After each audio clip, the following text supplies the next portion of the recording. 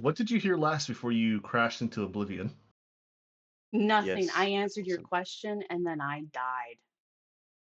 That's quite the Oh, so answer. you answered your question about me that it was your mother that was sent off into Yeah. oblivion? And then I died Yeah. You so heard hard my nothing. OBS is broken, which is You heard fucking great. nothing then.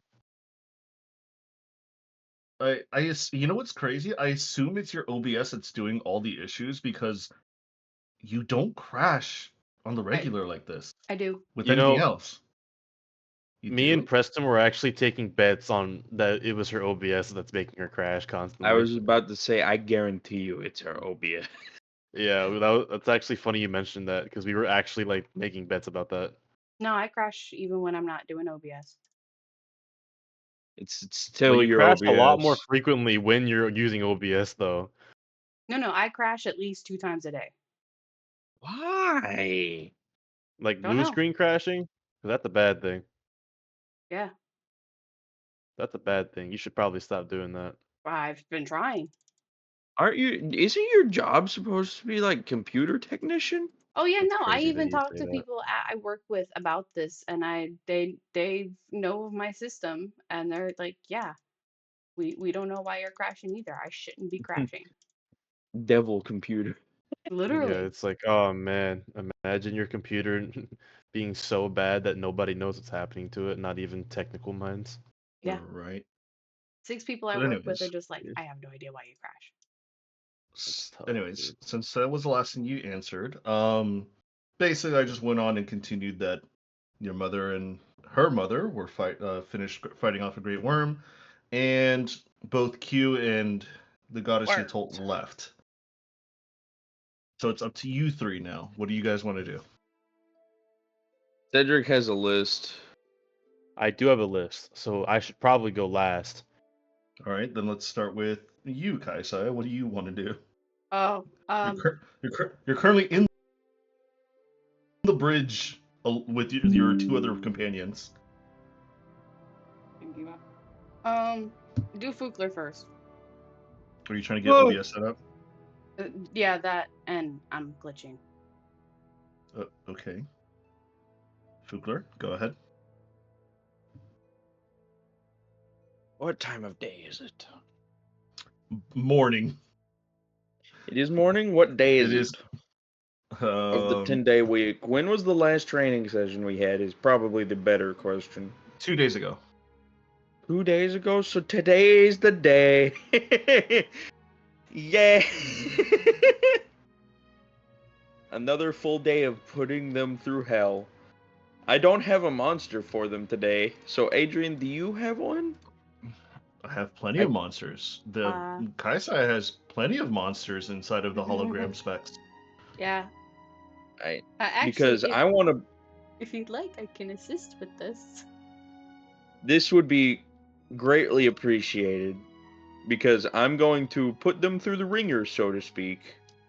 Last week, or the other day was just a warm up. Today is the test. Today is the test. Yes, today is gonna be something of an aptitude. An aptitude. What was the first Glad one? I'm not part of that. The first one was warm up. Oh, it was a warm up. Yes, Bonesy is not a challenge. I do not consider him one. And Varia, well, as expected of a proper queen, she went above and beyond. Uh, Proper queen. exactly. Hmm. So today, I'm considering giving them a bit more of a challenge. It's Hmm. either that or make them team up against an enemy. So like pairs of two. No, I can give them a challenge. Okay. Because the pairs of two thing will probably make them work better with each other. But the individual challenge will give us an aptitude on what their individual strengths are and what their weaknesses are. We can kind of gauge that based on what their class is already, but I just want to see what their specifics are. Okay. Uh, Yeah, no, I got something that could help. Wonderful. Adrian, I'm sorry to Yes. spring this on you, but I do What's up? wish to test our compatriots. Okay, that's fine. So, once everything's simmered down and it doesn't seem like this place is vibrating with celestial energy anymore from, our unexpected visitors, from, my patron god, and the Q, and the architect, Yeah. the unexpected visitors. We're a very popular bunch, aren't we? We really are. It seems so. I don't know whether that's a good thing or not. I think it's pretty funny. I think it's pretty fun to deal with, though.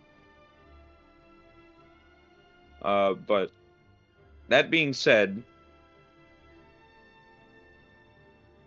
I'm going to try and get as many people as I can into the holodeck. Not it. All right. I mean, as you make the rounds and you knock on people's doors, waking them up, you definitely, get everybody up and about. Finnegan answers his door, he accepts, and you go through Fiobella's and Tiana's. It's not that hard to basically garner everyone when they all live under the same roof. Yeah. They don't have a choice. Yeah. I mean, they have a choice. It's beneficial for everyone if they just do it. No, they don't have a Exactly. choice. They have a choice. It's live on my ship and follow my rules, or get off. Or get the hell out. You can't Excuse do me. that. Excuse As me. third officer, I definitely can. I can Third make officer? a rule or two here once in a while. Yes. Apparently, The the only rules the are only thing it's I have Hayasaya, Chakna, then me. That So is true. We did say that a long yes, time ago. I did say that, And and I do not refute that. I just say, it is not your ship. exactly. I want to be the captain. Excuse me, because Captain, but if they're gonna live here, they gotta get in good shape or get out. Get in or good Yeah. shape or get the hell out. We're Because also I not don't want only a people dying crew, on my but we're a watch. family. I agree, but that also sounds like corporate toxicity. This is hard on all of us. This is hard on everyone involved. We're a family. There's a beneficial severance package. Witch. Vile being. Oh. But yeah, no, I have an idea of what they can fight. Okay, good. Well, I But could put on my ring of spell sloring now. you have a ring of spell storing? Where did you get Yeah. that? I also have a ring of 3 wishes. I have a ring of X-ray. I have a ring of fire resistance, and a ring of telekinesis. Yeah, he has a fancy box set of D&D rings I've- brought to life. I have a D&D box set of rings. It's awesome. Yeah. Is the ring of spell storing the two-fingered ring? Yep. That's awesome. Yeah, I dug this box out, and I need to clean it up a little bit more, but I'll show you. It's in the stone block shot. That's cool as heck. And then I have my spell storing right here. And I'll send this picture as well. damn, bro.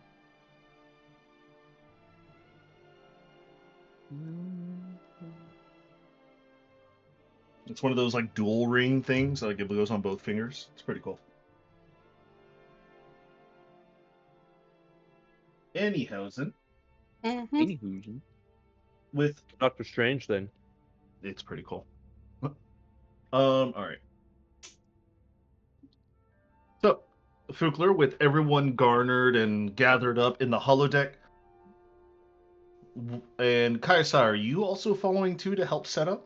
Yeah, I'm gonna follow and help set up. All right. yay. You see Tiana's like freshly out of bed, like her armor's on, her hair's a mess. She's like, all right. What are we up to today?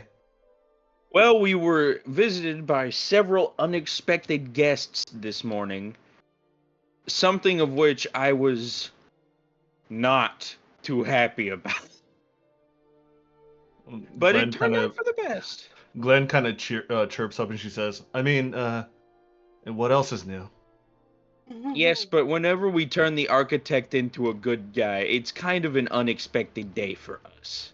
They all kind of look at you like, "What?" Yep. Congratulations, people. There's a new god in the Pantheon. Finnegan's like,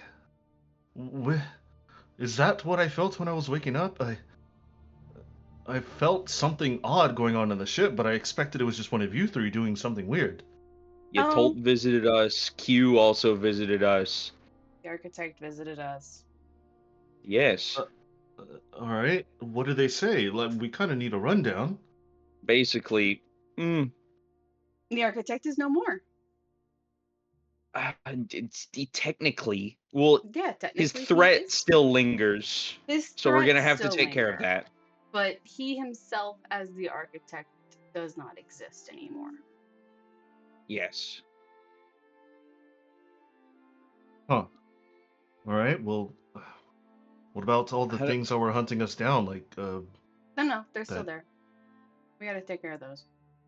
Yeah. all right. So how do I say this? In the shortest way possible, the architect is at the end of time, right? He's not even from where we are.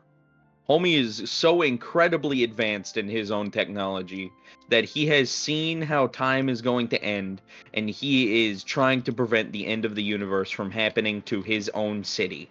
No, you're So trying to do that, No. You got a little wrong. He is sitting at the end of time, but he's technically from the beginning of time, and between where he's at and where he's from, the universe has ended and restarted 7 times. yes. Or 6 times. We're gonna be on the 7th restart if we don't stop the restart. You kind of just Very see hard to explain. they're all a little bit stunned a little bit. So the reason It's- why he was doing what he was doing was he was trying to collect souls and people and materials to put them basically And magic. outside of the universe. Because there's this beast that comes in and basically eats everything. I'm assuming eat is the best description. And then the universe restarts. Yes. Differently too. Finnegan, you're important. Yes, except there are anchor beings and Huh? yes. That always appear in every universe. Finnegan, you're apparently going to show up every time the universe restarts. Mm-hmm. Don't know what that means. They didn't elaborate. But I don't remember any of this. No, I don't think you will. It means that there is going to be a Finnegan in every universe. The same one? That's a different story. That's probably not it. In a Dude, you previous, could have been a fish person. or you could have been a monk. You could have been a cat. That too. Bubbles is also an Interesting. anchor being. Yeah, the weird. I mean, he is Don't- something special. He is. Don't get that wrong. But let's not focus on the anchor beings for now, because that's not like the entire point. The point is, the architect is no longer a direct threat. Now, his cronies, that's a different story. He can't exactly rescind the order to make them stop. Especially since he's no longer the architect. He's now He's ascended Astriel, beyond that. Yeah. and now he's stuck within the rules that the gods gotta follow. Yep. I And feel so like we he's should've just both kept him as the restrained. architect then. Well, he's still trying to do a goal. He's trying to prevent the end of time.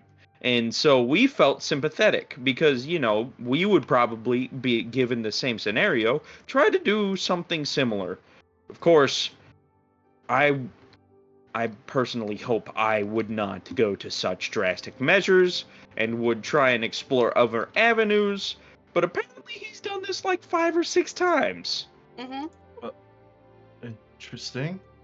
So we've Alright. convinced him to, instead of Try and get following- people to voluntarily do stuff for him. You Yeah. know, religiously. just the keyword willingly. Yes. I think this Losing. is a pretty good idea. So, recap. You all see on their faces, they're just like, they're just looking at you like you all had the same crazy ass dream. I wish I was lying to you.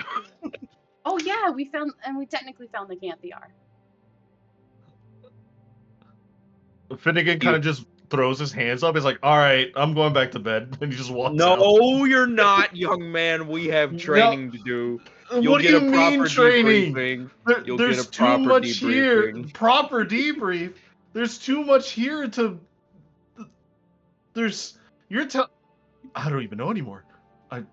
Look, the one thing that I was kind of expecting to happen happened. Q has the Canthiar. That. I'm gonna be real. I kind of expected that. I'm just gonna sit down, and he just sits like on the ground, cross-legged. Look, the point is, in all like short terms, the main point, the architect directly is no longer a threat. No. We just now have to deal with his former agents and the harvest he was about to set, or has set in motion. Yes. And we learn Exisnar is actually not one of his agents. Go on. There's not much to go on there. Exisnar, by best definition, is a fanatic that found out about him and kind of started worshiping him. The architect was like, okay, I can use this dude. He's kind of crazy. And so he tried to use that to his own advantage. Well, you know what Mama says about crazy. So this dude kind of sideways turned on him and kind of went off the rails, Mm-hmm. going as far as killing people he didn't want be killed, all that great stuff. And so once the architect decided, hey, I'm not going to be forceful to people anymore, well, that leaves Exusnar in a rock and a hard place. All right. He's one of the few people the architect called upon that can't be recalled. So we're going to have to take care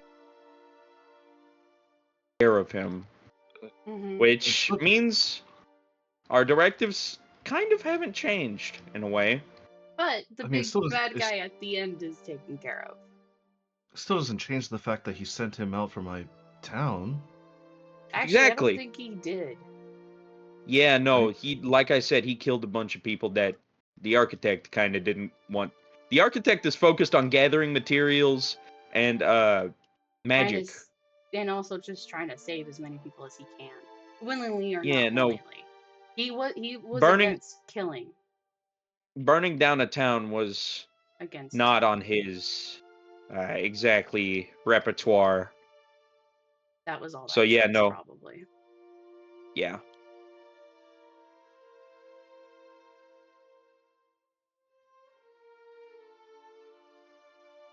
They all kind of just look at you and bewilderingly they believe you. Like they know you're not lying or like saying this giant tale. Like they've already been through so much with you guys that it's like anything you throw at them, it's like, okay, we're gonna roll with this now.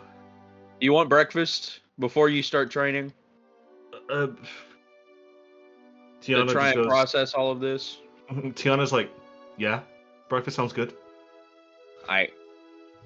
Tiana wants breakfast. Finnegan? Sure. I I- feel like I'd rather just think of everything going on right now. Well, yeah, breakfast will help with that. It's good for the brain. All right, breakfast it is. Glenn, you good with breakfast? Glenn just nods her head at you. Yeah. Everybody's good with breakfast. Everyone's good with breakfast. Let's do breakfast. What breakfast shall I make today?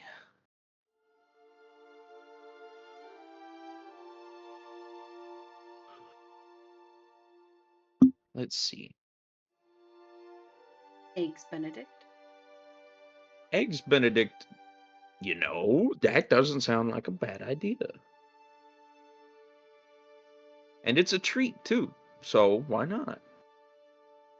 Fugler's going to try and, as elegantly as possible, before the training session, whip up some Eggs Benedict for people. Right, go ahead and roll me a D100, please. See how well you make Eggs Benedict. I got you.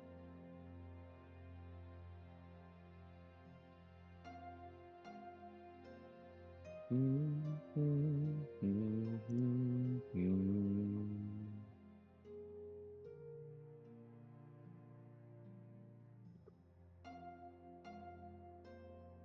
here and Badabuski. 77. It's pretty good. It is pretty good. All right, with the 77 with your cooking plus. Go ahead and let's see here. Roll me a D10 real quick as well. What? Just roll me a D10. Let's see what happens. Okay. Bam. Another 7. 3 7s in a row. Really? You got the 3 7s in a row? You did. Yep. Who's eating breakfast? Me. You're eating egg? Isaiah. She's vegetarian. But it's still an animal. Unfertilized egg. Do you Yes. Now you understand the conundrum here. Would you like high-calorie vegan burritos for breakfast, Isaiah? I'm not vegan. Then would you like egg on your Benedict? Would you like an egg for this trying time? Exactly. Yes, I can eat eggs. I just don't eat the meats. Right. Arby's. We Unborn have the meat. unborn animals, yes. Flesh, no. Thanks, I'm good. Good. When did I get a +4 on saves? Whatever. My aura of protection got an upgrade. This is great news. Yeah, your aura protection got up. I have a Okay, +4 on saves now. so Bayhorn, are you eating breakfast? Yeah, I showed up a little bit like in the middle of the whole everybody's confused what happened feel. Okay. So with everyone eating breakfast with Fukler's 7 roll, for the next 3 hours, everybody gets a +1 to their intelligence. Oh, SI is fucking flipping out right now. oh. Plus one? A +1? But it's only temporary. It's only for the next 3 hours, so don't add it. Just tack it on after your rolls. I don't do nothing, so I'm just gonna leave it alone. Yeah, no, I sit around the same there. Actually, I'll add it to this one. This is Actually, Fukler, you get a Intelligence. bump. You go up to 3. Really? Yeah. probably because you made it. I don't go up. All right. With everyone has eaten breakfast, what is the next step in your training agenda for today?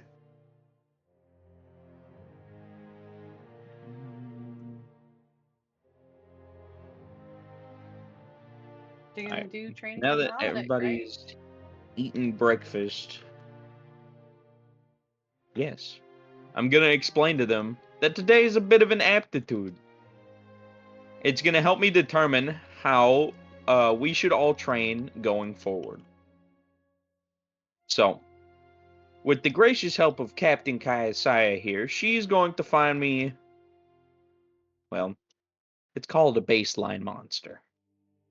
Using this baseline monster, we will determine whether A, you need more advanced training, B, you need to cover more basics, or C, hmm. He dropped off at the nearest spaceport. Well, hopefully C doesn't have to come into effect, but C won't Bayhorn's come right. into effect. It just means you might need more concentrated training. I agree.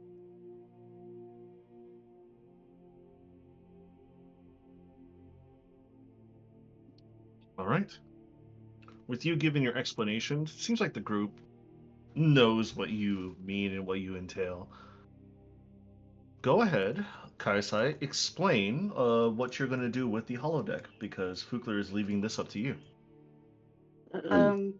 You are all going to start out fighting with one enemy. And depending on how well you do with this enemy, we will then challenge you again with a secondary enemy that's far stronger. Or if you can't beat this enemy, we'll know where to focus on training for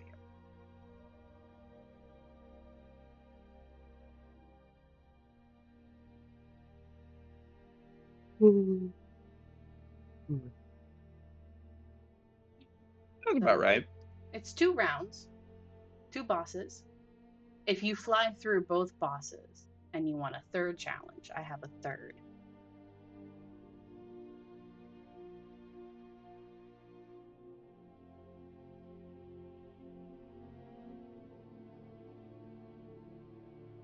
They all look at around each other and they all just they agree with your statements and with your training regimen. Okay, good. I would have you sign release form waivers, but we're in the middle of the Astral Sea, so I don't think it matters that much. So who wants to go first?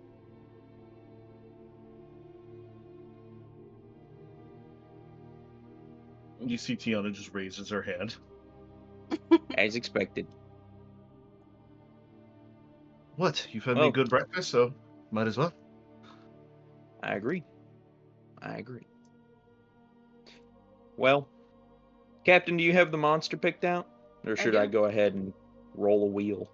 No, I already got one. Well, Tiana, if you're ready. You see Tiana steps up and she's like, all right, what are we doing?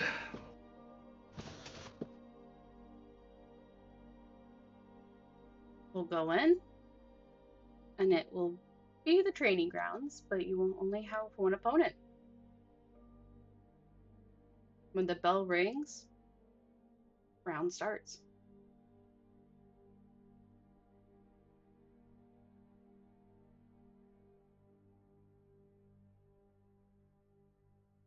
All right. Hit me then. Who am I going to be facing one-on-one? A samurai.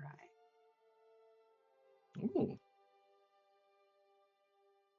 And an old dear friend of mine. She pulls out her sword and her shield ready to go.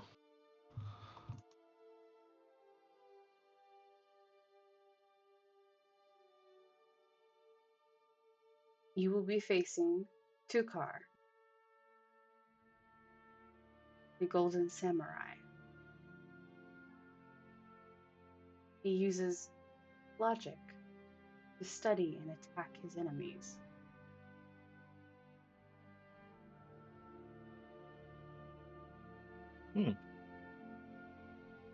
All right.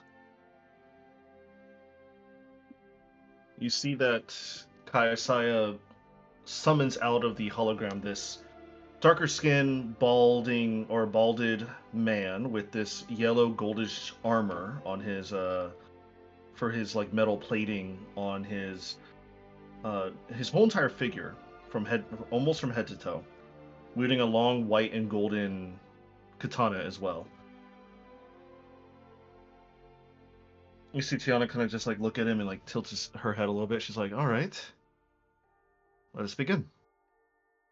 So this hologram does not have any voices for Takir, however, or Tukar, sorry.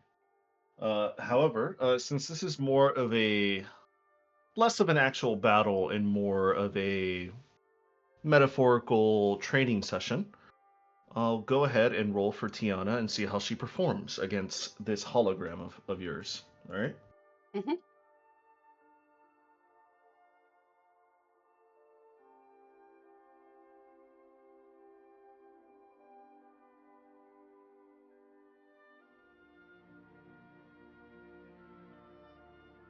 All right, let me see here with Tiana. She is right here, a D100.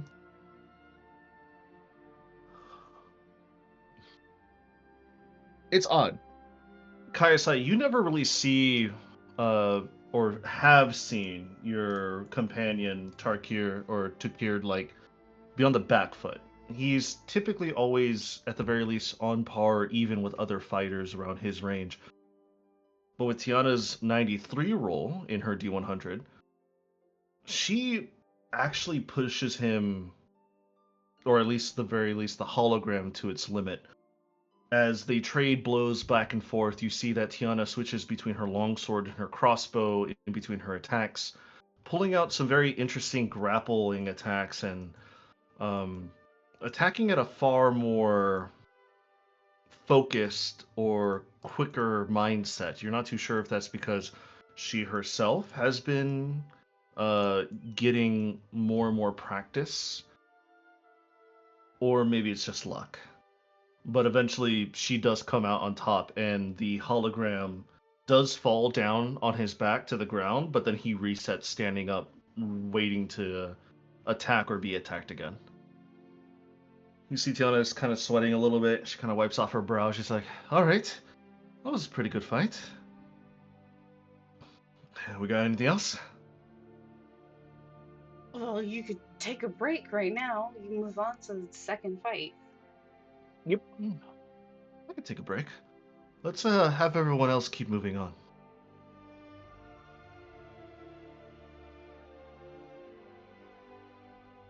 So, just for variety's sake, and just to make sure everything goes on, go ahead and what is your next fights for everyone else?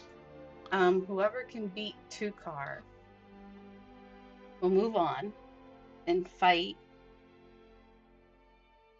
an approximation of what Kayasaya has gathered and theorizes what her alternate evil person could do, and they'd have to fight her.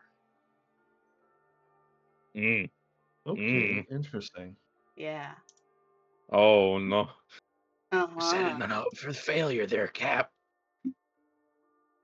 Well, here's the thing: is it's just her, and she is a wizard, so some might have better ground. I myself have weaknesses that are easily exploited within combat. Yeah, it's called close combat.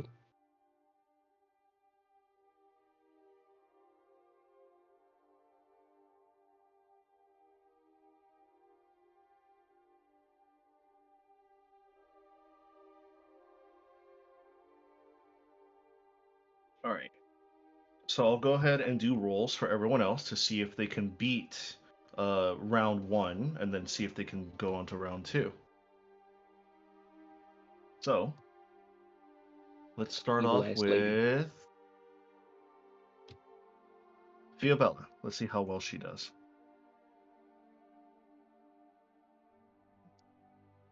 Well, she actually does relatively well against the hologram version of your golden samurai. Let's see if Finnegan keeps it up.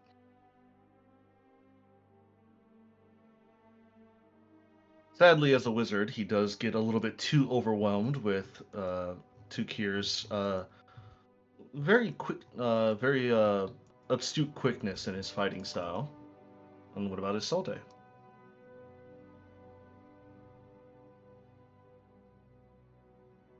Sadly, the bard cannot hang up as well as everyone else, as she does slightly worse than Finnegan against her bout, so they are both knocked out from the bout. Well, saves them from getting their ass whipped by evil Kaisai. But we know where to help train them. Mm-hmm.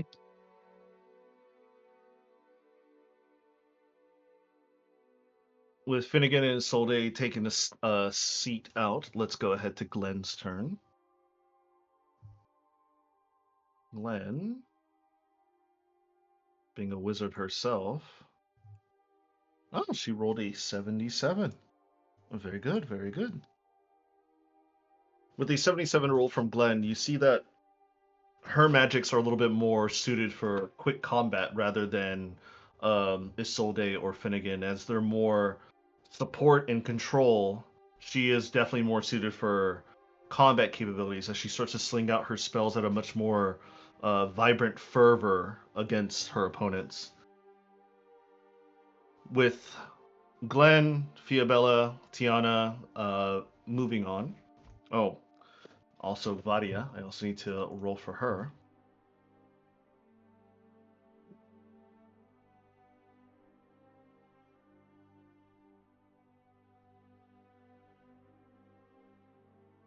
Surprisingly, Vadia has a little bit of trouble against the hologram self. You're not too sure it's because she's a little bit distracted or it's because she's not having the best of days, but she does barely lose out against the hologram projection of your golden samurai. So with the three of them knocked out, with Fiabella, Glenn, Tiana going on ahead, do you want them to verse your alternate self hologram by themselves or all together? A Fukler? Your thoughts? Mm. Do they fight as a team or one-on-one? Against the evil you? Mm-hmm. I'm gonna be straight with you, Captain. I'd probably get cooked by evil you, and I hold myself in quite the high regard. Well, this is just my approximation. She could be stronger or weaker than what I made.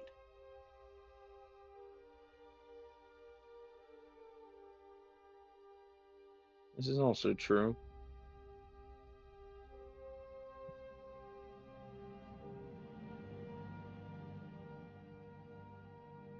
Uh,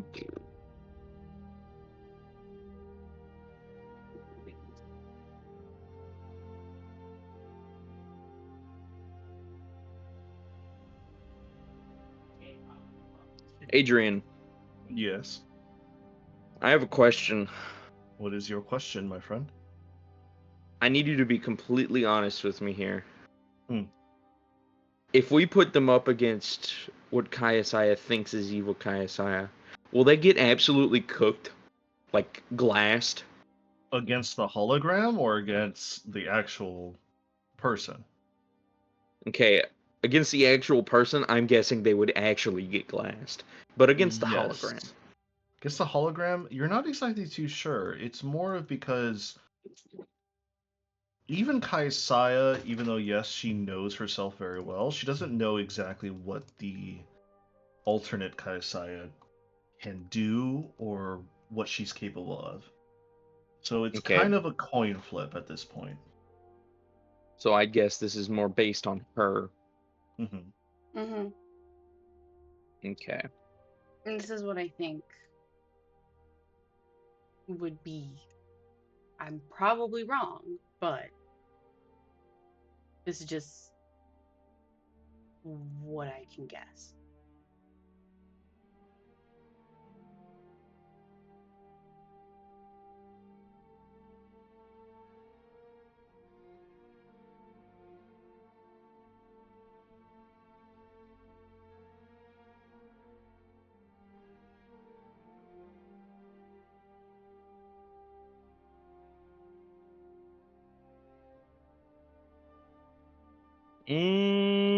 Sure. To what?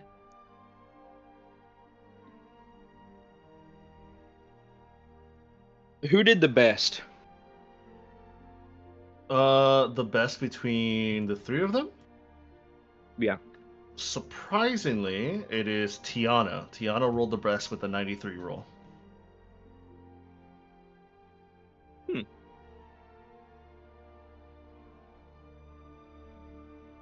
All right.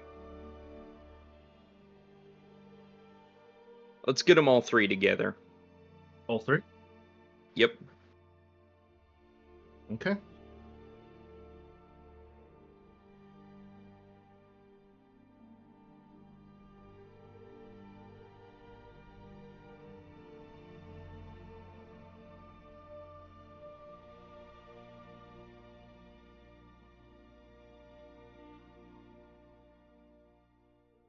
All right.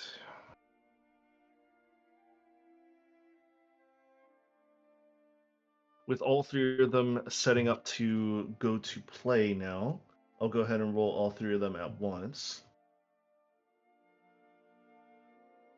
All right. You see the three of them kind of step up, and evil Kaiosai, or alternate Kaiosai's hologram, starts to prepare her own spells as well. Since you don't really know how she fights, it kind of just like normal Kaiosai with her spell disc on her back. But we'll see how it goes. With 3 100 rolls put together, that is dangerously low. Holy shit. That is... Jesus Christ. Did she got... They got 3 100s? Yeah, they rolled D100s together, and they came out with 84. So they did worse than 50%. Yeah, not even a few seconds into combat, Tiana's probably the only one that is able to get up close and personal before she's deflected off by Alternate's Kaiosai's shield spell, before they all start to get blasted with various different, more necrotic-like spells, rather than Genesis magic, due to the nature of you trying to make this hologram an evil version of yourself. Several disintegrates were thrown out, several fireballs, and several control-like spells, to the point where, yeah, these aren't going to kill them, but they hurt, and eventually the three of them kind of just get bonked onto their asses, and they just give up. They're not able to defeat the hologram.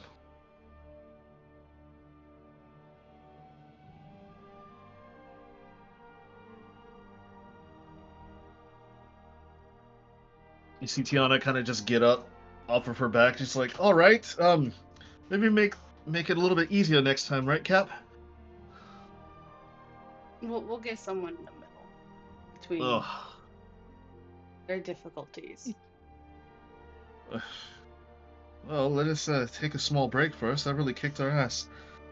You see Tiana just gets up and sits down with her legs crossed. You know, Glenn personally, I think it could have gone much worse. Glenn kind of just lays on her back, and she's like, "If that was just a hologram, how are we going to kill the real thing?" Yeah, I'm trying to figure that out. Fiobella gets up and she says, "You know, sister, I keep forgetting how scary you get when you're angry." Ugh. Yeah. Gotta make sure that's under control. Well, with the two of you coordinating more and more training sessions, I'll say, how long do you guys want to train with them?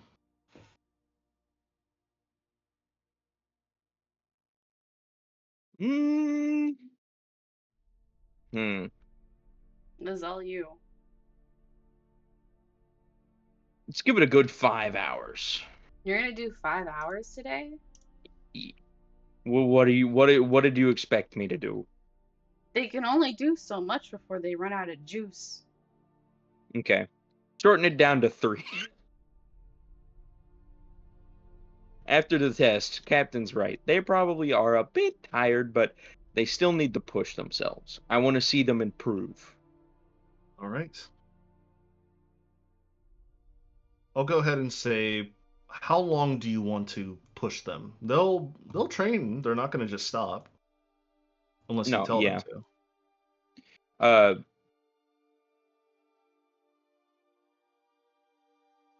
Push them for 1 hour. Have a break.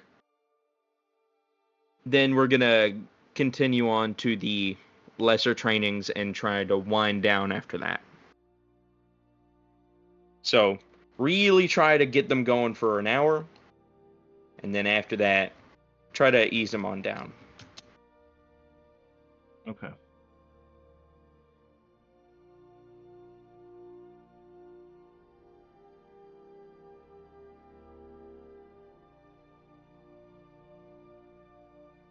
Go ahead for the two of you this time, since you guys are going to be the trainers.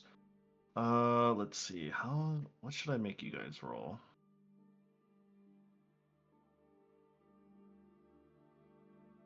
Both of you roll me charisma checks, since you guys are going to be cheering them on as basically their coaches. Charisma checks? Yeah. Just straight D20 plus your 4s. That's not too bad from Kaisaya. 16. Not too bad from Fugler. All right. With your 13 and 16 collectively, I will say for the next few hours, you do manage to push them as relatively hard as they're willing to go before they start to show some pretty big strain on their shoulders.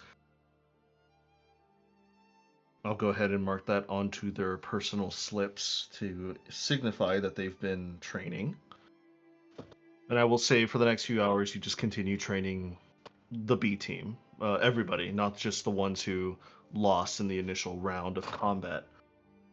So that we can start to shift our perspective over to someone else. Bayhorn.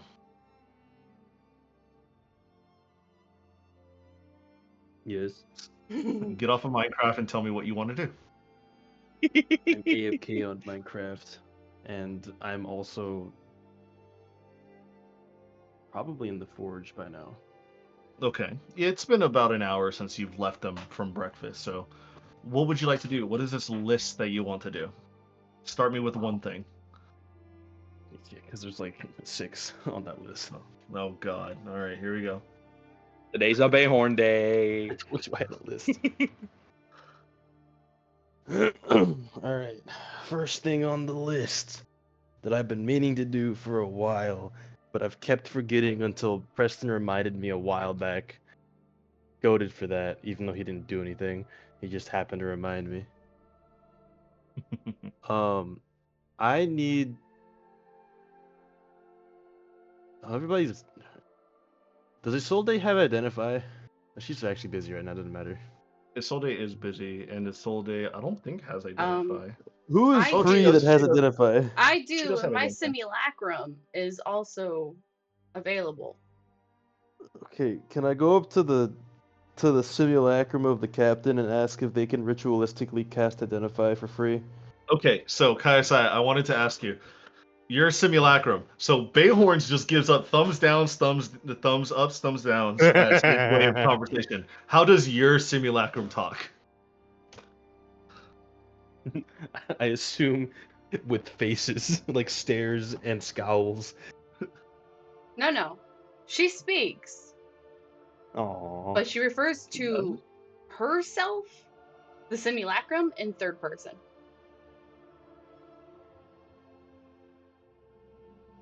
So she's autistic. I'm just kidding. Yes. Well, it's canon, guys. Guys, simulacrum's autistic. Knew it. Anyway, what is the other Kaya say? This one can cast it for you. Okay. Can you cast it on my back tattoos? He casts it. I'm gonna sit there awkwardly for 10 minutes.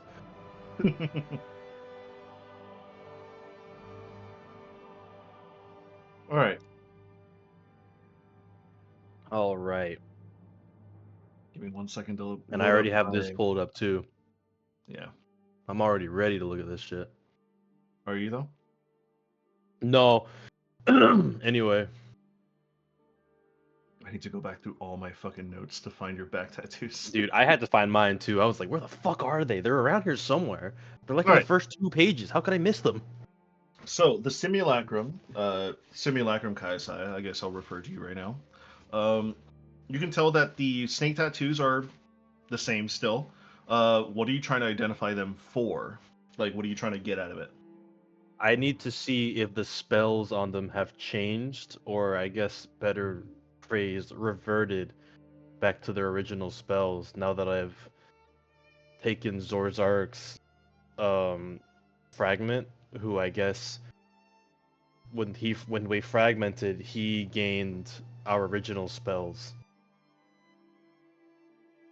So now that I have him back, I want to see if my spells have been reverted back to their original forms. Okay. Because I've been casting all of them on my forms for plenty of time. I want to see if they have a new form now. I understand. Because I remember you saying when I could cast darkness, it was different.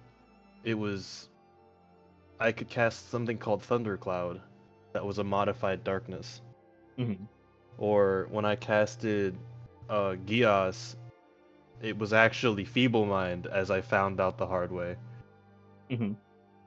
Yeah, so they were all basically upgrades from before.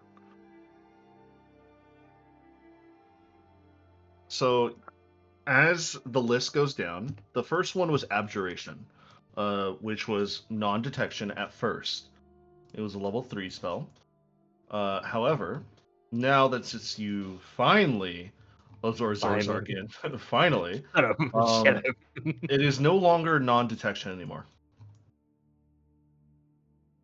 It has been upgraded. It has been upgraded to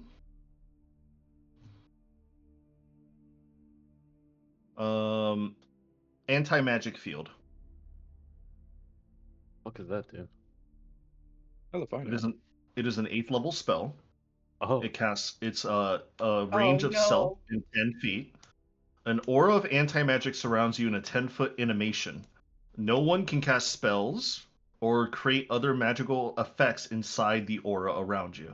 And those Magical things can't effects, you- target or otherwise affect anything inside of it. Isn't that a war crime? so nobody can cast or create magic within the aura? And Yes, magical and no, items do not work. do not work.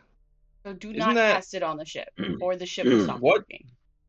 What What if level spell is that? He said it was 8. 8. This is That this is sounds a like an massive 8th level spell. this is a massive bump. Can I still have non-detection since I know how to cast it from my tattoos? Can I get the option to do both? You can get the Or option is to do it one or the other. okay? So I can choose between one. I have like a list of things now. Yes, you can choose to do one or Okay, the other. I'm okay with that because while that sounds really good, I kind of rely on magic items to make my shit work. Yeah. Anti-magic Yep. field is more of a defensive type of spell. Against like I assume it's a spell that I would be casting on myself if all else fails, and I'm surrounded by magic users, and That they would means no fucking silvery die. barbs. You know what? I've got That is reliable true. talent. That is Reliable also talent can only get you so far. If you fuck up, you fuck up. Yeah, well. Alright. So that's abjuration. true. Now it is conjuration. Did So I get an upgrade to conjuration? it goes down the list. You have a list of spells on your back. Yeah, but I thought some of them would remain the same, and that was one of them I thought would remain the same. No. Funnily enough, this one also gets upgraded. Okay. So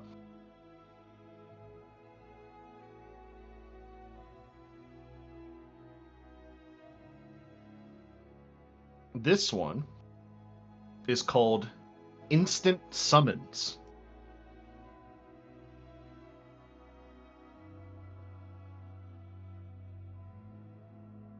Instant Summons is a 6th level spell. It's a ritual that takes 1 minute to cast. You touch an object weighing 10 pounds or less, whose dimension is 6 feet or less. It leaves an invisible mark on its surface and invisibly inscribes the name of the item on the sapphire you use as a material component. So you need a sapphire with this. At any time, you can use your action to speak the item's name and crush the sapphire. Then the item will instantly appear in your hand, regardless of physical or planar distances. Oh. How long does it last? Indefinitely. As long as the mark isn't dispelled on the item. You're gonna get Oh. the tattoos ripped off your back, G. That's just kind. Wait a second. Okay, I have a question about this. Hmm. Can it only be used on one item, or can I use it as many times as I have the amount of sapphires? You need a different sapphire for different items. But I can cast it however many times I want. Yes, as well. I It mean, just as long depends as on you're. how many sapphires I have. Yeah. And the sapphire has to be worth 1,000 gold pieces. Okay. Man, it's Christmas for Bayhorn, dude. Well, this is delayed Christmas. I should have realized this a lot sooner.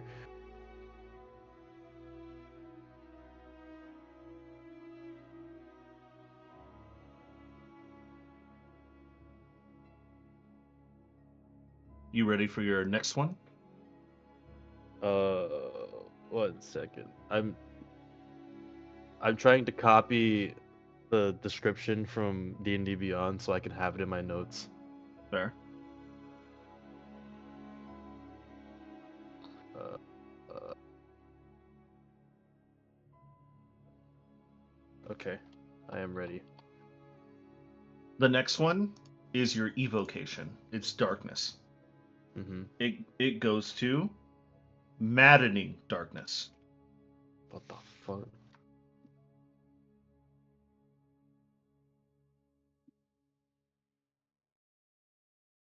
Maddening darkness spreads from a point you choose within range to fill a 60-foot radius sphere. The darkness spreads around corners, and a creature with dark vision cannot see through this darkness. Non-magical light, as well as light created by spells of 8th or lower, cannot illuminate the area. Shrieks, gibbering, and mad laughter can be heard within the sphere. Whenever a creature starts its turn in the sphere, it must make a wisdom saving throw, taking 8d8 on a failed or half on a success. What the fuck?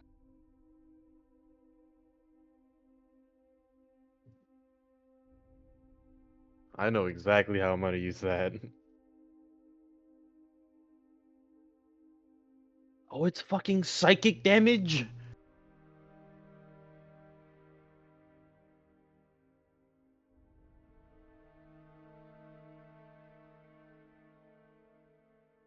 I have another question about this one. Hmm. Does this mean I get 3 different abilities for this? Because the base ability is darkness, Mm-hmm. my original ability is maddening darkness, Mm-hmm. but my Genesis ability is thundercloud. Yeah, because you have Genesis magic in you now. Does that mean that I have a secret third ability for for all of these, and I just haven't figured them all out yet? Because I haven't tested them yet. You might need more fragments. Overpowered as shit. You need to get your fuck. chicken. I need to get my chicken.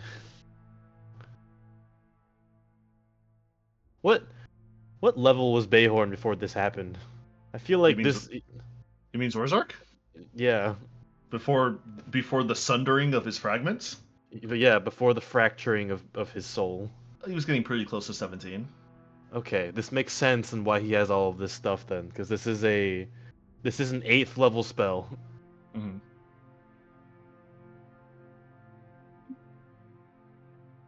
Okay. And that is it. That's all your upgrades on your back. Okay. This is still pretty damn good That, upgrade. that's pretty damn good. Yeah, no, I'm not complaining.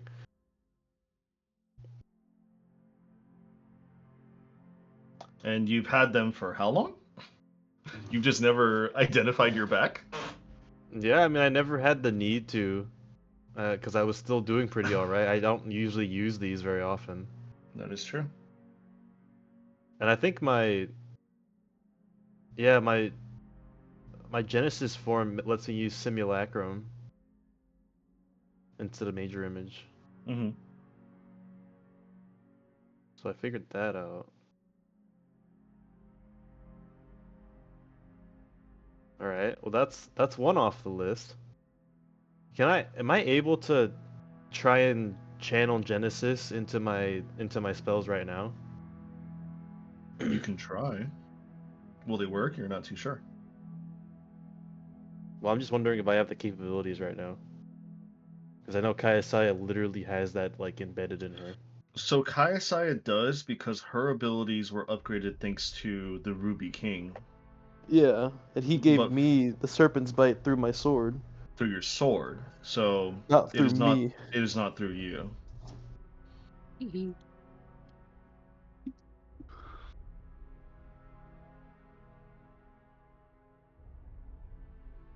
Could I try and use? Can I use eggshell to act as a replacement for the scales that Vorthecaron used to give me?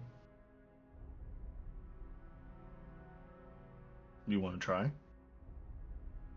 don't like how you're saying that. All right. This is before Bayhorn turns into his artificer self and goes and does a little tinkering work. But Bayhorn's gonna stroll into the training room as Fukler, Kayasaya, and all of the B team is training. And he's gonna give him a casual like, "Hey, what's up?" like little wave as he finds like a secluded like area to himself. Mm-hmm. And he'll take a dagger, and because this stuff seems from what Bayhorn has been able to observe in his time using the scale and the eggshell, Mm-hmm. which is more powerful, the eggshell or the scale? They both Because it seems like have the eggshell is more powerful. very unique power, and they both have subtle differences. The egg is more raw, while the scales are more focused and refined. Okay. Mainly because, yeah, the scales grew on an actual creation dragon of Vorthecaron, so he himself knows how to focus that magic before he gave it to you. But the eggshell is more just raw, wild energy. It might be a little bit tougher to work with, but its potential Bayhorn is almost limitless. Bayhorn will take a pretty small piece, like not even enough to really notice it in his hand. The only reason why he knows it in his hand is because he put it there. Mm-hmm. He'll use a piece maybe 2 or 3 times bigger than the pieces that he uses to brew potions. So it is small. Very Like it is tiny, yeah. negligible weight, pretty much. Yeah, Like very maybe very half an small. ounce. Mm-hmm. He is going to try and like channel the power that he feels from the eggshell, and he's going to try and upgraded cast one of his spells again. All right, which spell? He is going to cast Shadow of Moil. You're gonna try to cast Shadow Moil with your upgraded with the shell. Yeah. Okay. So Shadow of Moil. So everyone who is currently in the hologram room, which is basically everyone, even Chakna is standing by, like making sure no one gets hurt or anything.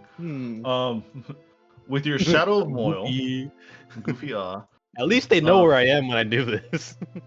I could have done this somewhere else. So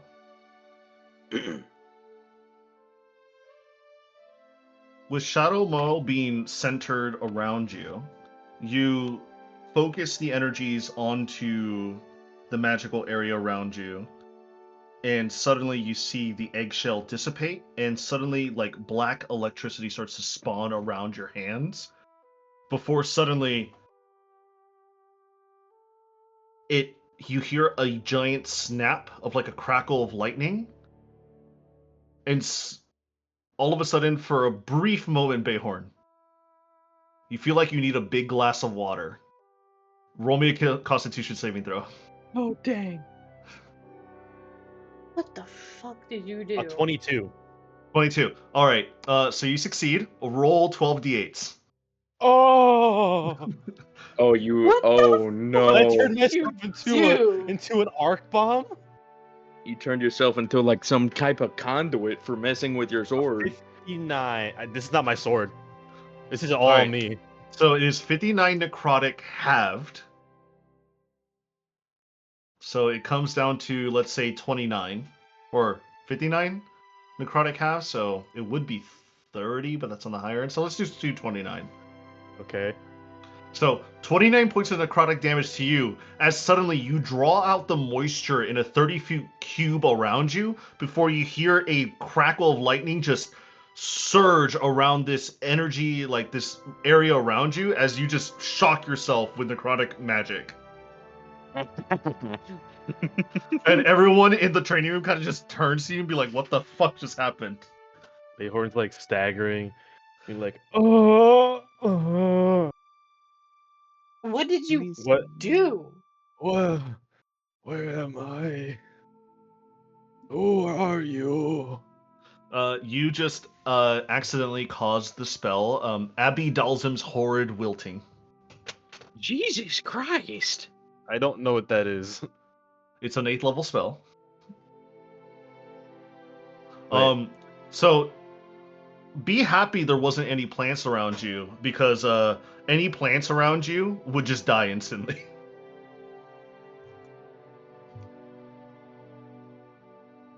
What's it called again? Abby Dalzim's Horrid Wilting. Horrid wilting. Yes. All right, I'm gonna look at Kayasaya and say, I don't know.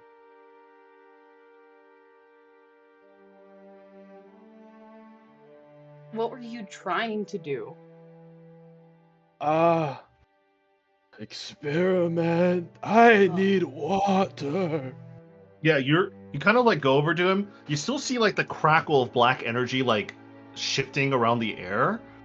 And yeah, you just see like the moisture is just been sucked out of the area, including him. Bayhorn's gonna like fumble around his pockets, grab his Fuku can make more of these. Bayhorn's gonna grab his potion of superior resistance, Okay. and he's just gonna fucking chug one of them so he can drink something. It is. So superior potion of resistance. It's not the best tasting liquid, but with your Tastes wonderful right now. it tastes wonderful right now. Yeah. Oh, it tastes like nectar of the gods. Alright, I restore 8d4 plus 8, and I get resistance to all damage types for a minute. Mm-hmm. And I will heal 17 plus 8, which is 25. Which should be more than enough. Yeah, back to full health. That was fun. I now know how to piss off a dryad. Mm-hmm. That's not a good thing. That's not a good thing. I didn't say it was. Pretty fucking funny though. Incredibly funny. Alright, next. What do you mean next? I already know what that is. I'm not doing that again. That's not a fun thing to do. Is Rigby just looking at me funny, being like, "What is he doing?" Yeah, basically. The absolute dumbass. All right. Simulacrum. Adrian, are the spells gonna be different if I use Eggshell or Dragon Scale? Would you Say like if to I try? casted Illusion Magic, would it not be Simulacrum? You can certainly try. I hate you. You know what? I'm going to cast Darkness with another piece the same size of Eggshell. Okay, with the eggshell this time. And I will cast it. I will summon myself a dummy that is 50 feet away, and I will center all future spells on that. The hologram room is not that big, but okay. Do it's this decent. outside the ship. We're like in the middle of the air. There's a We're on a clock tower. Yeah, you could go. Yeah, we're on a tower. But you could go outside the ship. and go But to this that is more landing area convenient. that we took. What do you mean this is more convenient? You're experimenting, and you just suck the moisture from around you out. I feel better now. You could Ookler, inadvertently should I hurt do it? us. Did you do what? Round 2. As long as it So doesn't this hurt is- me, He's like, fuck all the follow rest your of them, dreams. for me. Follow your So- dreams. So Bayhorn, this is with the eggshell, right? Not with the scale. Yeah. Okay. I don't have a scale unless he Oh, gave that's me a right. gift before he left. Okay. All right. So with your eggshell being consumed and you're focusing in on your evocation tattoo, it dissipates, and you feel a little bit of warmth, like a very high burst of heat, like you kind of like hovered your hand over like an open flame for just a very small second, and then you put it away. And then nothing happens. They were just gonna look around. Even Chalknut's kind of like look around, and is like, so what'd you do? I don't know. Do I feel a magical like concentration link to me? No, you don't. It was almost like the concentration link dissipated as fast as you summoned it. Can I? Is there a way to identify what I did? Suddenly, the There's ship gets three- rocked as all of you guys like tumble a little bit. What did you do? I don't know. And then another one. And then now Bayhorn you're is- hearing more and more crashes going outside of your ship. I know go- what happened now as I bolt out of the illusion room. I follow.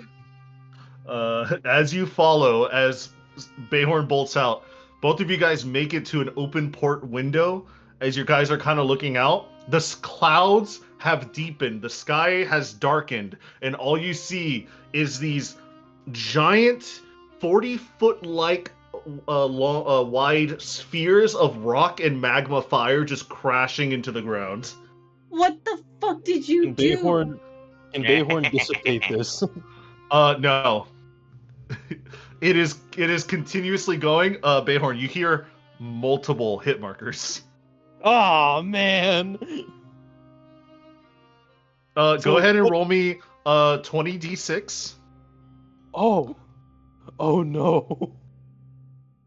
Are these Fucked just up, we happening like fucked up. ambiently around us, like in Yes, the and surrounding You landscape? can also mile destroy long. the ship doing this. A you mile? know? Wait a second. A mile?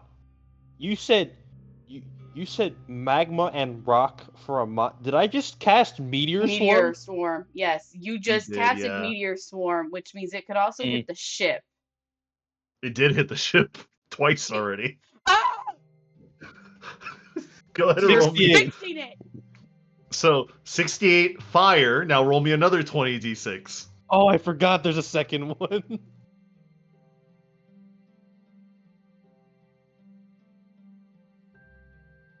$69. So what is the grand total? Oh wow, 68, 69, that's crazy. 137, I think. All right. So 137 damage has been hit to the ship. As suddenly Oopsies. you hear this loud crash and a like metal being bent somewhere on the ship. I'm gonna kill you. Oopsies. Hey, in my defense, this would have happened even if I wasn't on the ship. So this didn't matter where I did this one. Also, that 137 damage you're doing is also happening to other things and people below you. Alright, just tell me truthfully, how many entities have I killed so far? With 7. This spell? Okay. Are they important? No. Well, just depends on how you think about it.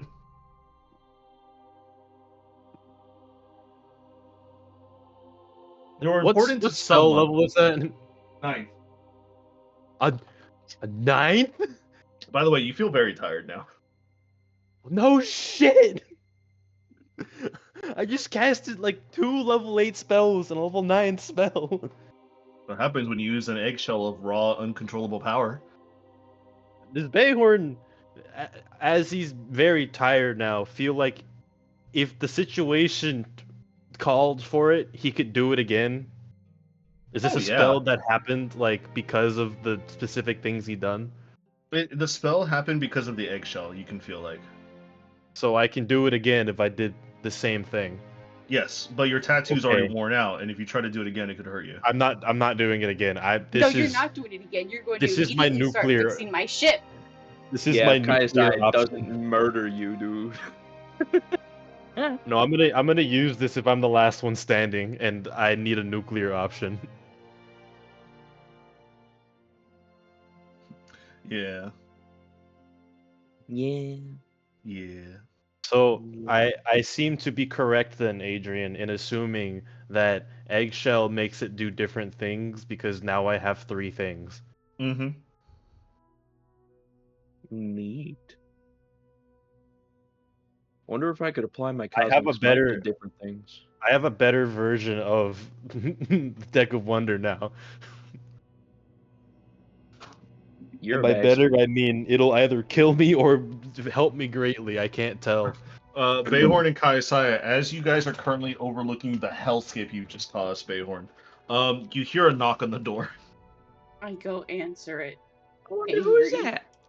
It's Bum Bum, and he's looking at you, with going with Oh. he's looking at you with a very flat faced expression, and he's like, "All right, what is going on?" Bayhorn had an Forecast- accident. The forecast called for rocks today. Bayhorn had an accident. Fugler's I will pointing at have you Bayhorn. know, the both of you, that weather doesn't happen or permit here on Mechanus. We are Which a neutral means area. he knows someone casted the spell. Stares daggers at Bayhorn. Bayhorn had an accident.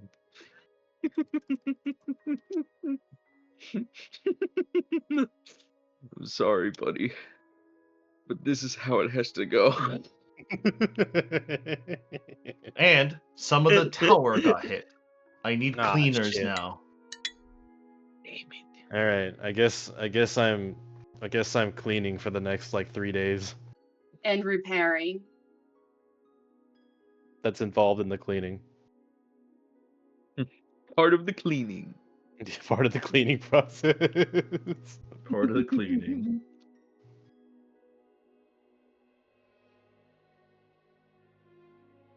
All right, Bayhorn. So what else are you gonna do besides I getting think put to I'm work? done. I think You I'm think done you're- with my spells now. I think that's good. All right. You also have to now help repair the ship. So I have a lot of cleaning to do. Yes, I know. All right. So I will say, for the next several hours, you're going to help cleaning and repairing the ship and Felinor's wizard tower. By the way, speaking of Felinor, you hear Bartleby kind of just rush in. And he's like, "Master, the tower's Huh. under attack. Which one? The one on Mechanus. Huh? It was just struck by large balls of rock and fire." Would you describe them as meteors? Yes. I'll bring Felnor over here to look at it. Meant to call. And Felinor is quickly going to get a sending item attuned to him, and he's going to call Kaisai. Isaiah, after Bum Bum leaves, like with begrudgingly, you hear a ringing in your head. You hear like a ringtone. What's Felinor's ringtone, by the way? The Skype Have you ringtone. ever played Luigi's Mansion? Yeah. Yes. You know the little bam bam bam bam bam bam bam bam. Yep. Yeah. I thought you were gonna do Professor Egad's like song in his laboratory. Oh, dude. No, this is the dude. Professor Egad's song in his laboratory is so good. But So you're talking about when he calls him on the Game Boy Color. yeah, on the Game Boy Yeah, Color. Yeah. All right. Kaisai, you're getting a sending call right now. Would you like to answer? Are there any collect call charges? That's a very good question. That's a very good question. No. Felinor's got I- that special toll-free call service from Cool. his I'll Illuminati. take the toll-free call. Okay. That's crazy.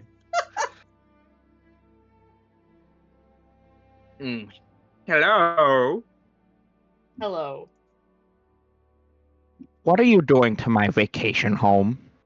I am not doing anything to your vacation home. That's not what one says when there's meteors falling on it. Again, I am not the one who is doing things to your vacation home. A certain blue-haired elf, however, is Can I the one see to that she's answer. talking to Felinor? Yeah. Is it like an actual phone call or is it like a mental It's phone like call? it's like in her head, but she can speak out loud. Oh, Kaisai, I'm would you not. like to do I'm that? not speaking out loud. Then it's a private phone call. Okay. Dang. And you're blaming Meteor Storm on your rogue. Yes, he This used does sound very odd at first. he used a dragon scale Dragon eggshell. or dragon Dragon bees. eggshell. Oh, I see my gifts are being put to great use.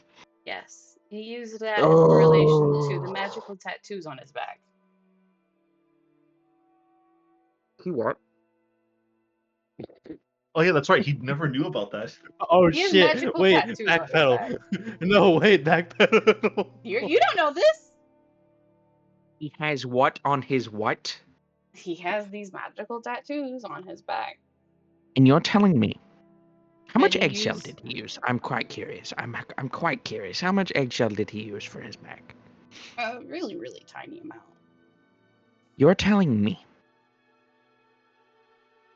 he used what I intended for helpful purposes with your party, for forging, for using in unique ways, for studying, to destroy my house. And my ship. Okay. Do you have You're not the only one angry here. I assume nothing's been going on for the past couple days. I hope so. Oh. Yeah, there's a lot that's happened. Hmm? There's a lot that's happened. The architect is technically no more. Hmm? Uh-huh. Uh-huh. That's great, sweetie. That's wonderful. Oh, and I know where the Who- Campiar is. What does her husband do to her? Beat her? She's obviously Oh lost it. fuck! Where did that come from? She's lost it. The architect gone. One of the most powerful beings in the universe. Yeah, right. Can I hear this? Probably.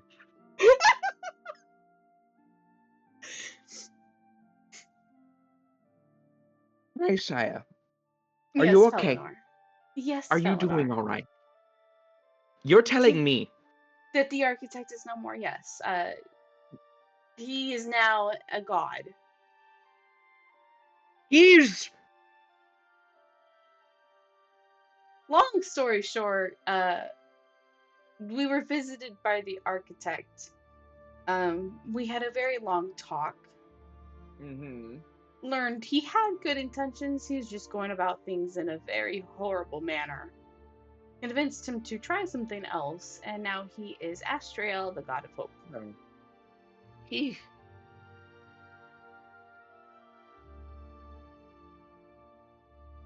A man who literally is the most likely culprit of destroying my home. You ascended to possibly one of the most powerful beings. Yes. Oh God. Honestly, Oh, God. because there's a being far more powerful than that.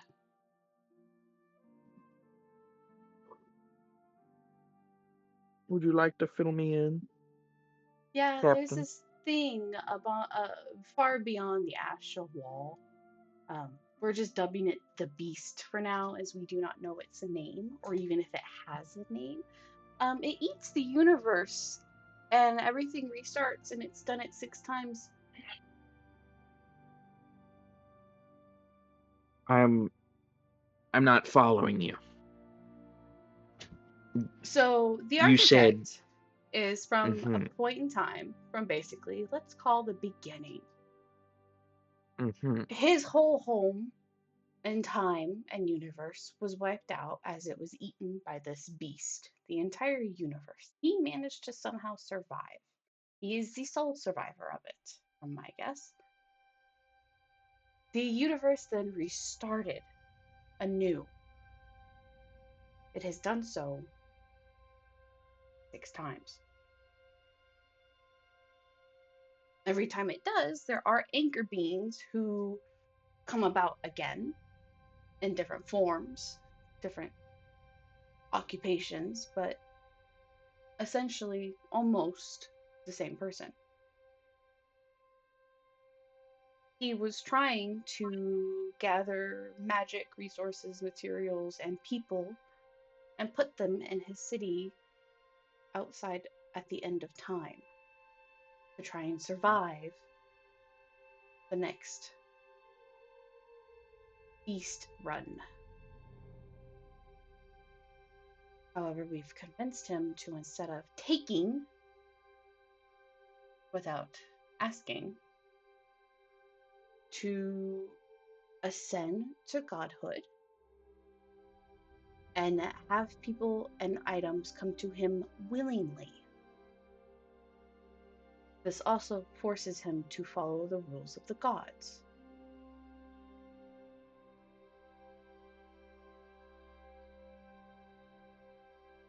Is he malicious? No, he's not malicious.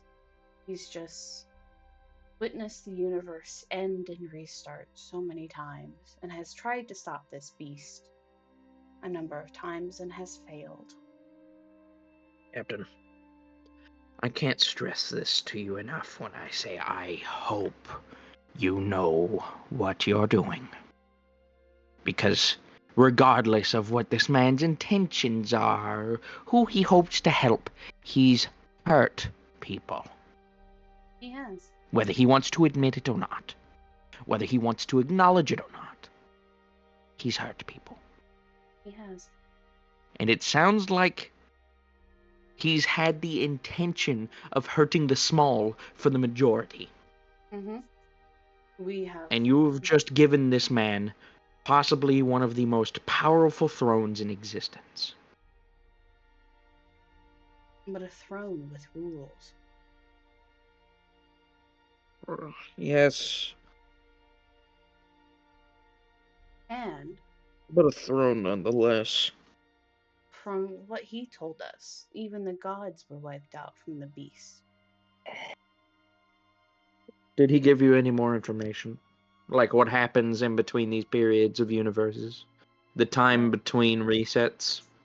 No, he's not. But his information was mostly corroborated by both Yatolt herself Wonderful.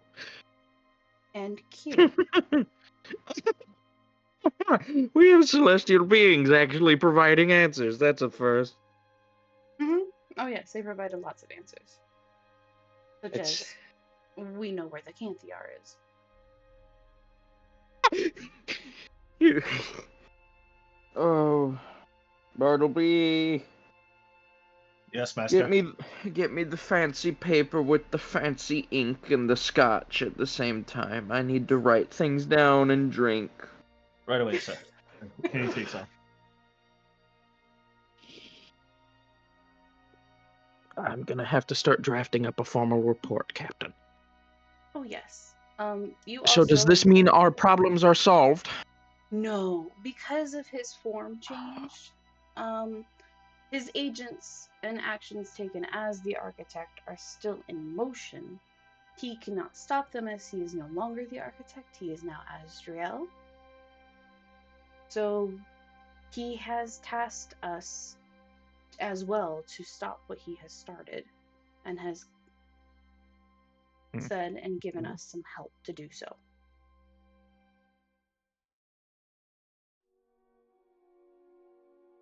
Has anyone given you a current objective? Oh, we have several current objectives. Okay. Most notably, possibly one of those deities you were speaking to, whether it be Lesser Q or Greater Goddess of Death. Or, hell, has anyone from Mechanist talked to you? Yes, actually. Really? Theorem. That's a first. Who? The Mechanist God Theorem. You mean the Equation math based. one? Yes, the math one.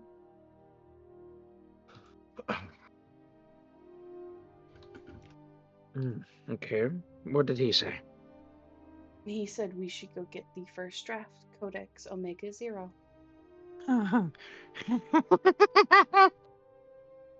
And did he explain why? No, however, we kind of know why. Because it could weaken the architect, but that's been technically solved anyway. It will help our universe in a way from collapsing, hopefully. Either way, we're gonna go grab it. How we're gonna use it is a different story.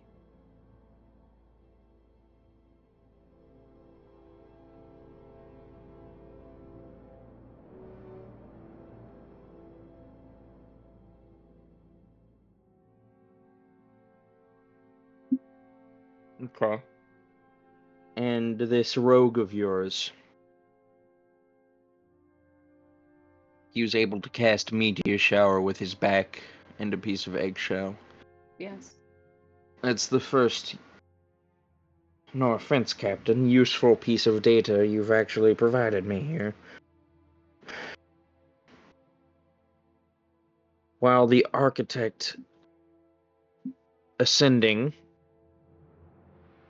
was on our metaphorical bingo card, we weren't expecting him to actually do it.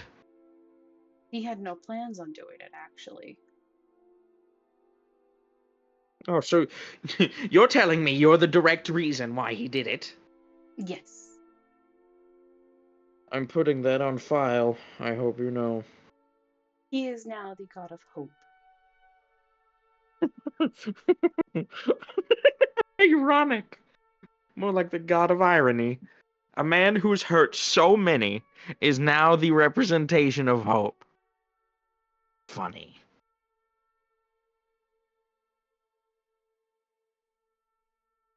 Okay, Captain. Once again, I have to say I have to double check these claims. I'm going to have to get people to try and, well,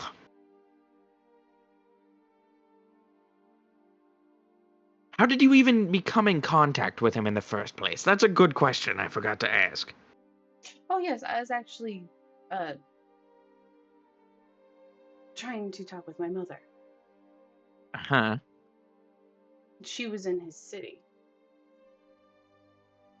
Uh-huh. And how did he notice you? I said his name. You... Adrian, Mm-hmm. Felinor doesn't know the architect's name, right? No, Felinor does not know the architect's name. Practically nobody knows the architect's name, right? Because he was in the Practically, Forgotten Library. yeah. So, name, you mean alias? No. His name. He wasn't a god. He was a being who could bleed and be killed. Just managed to be able to live for so long.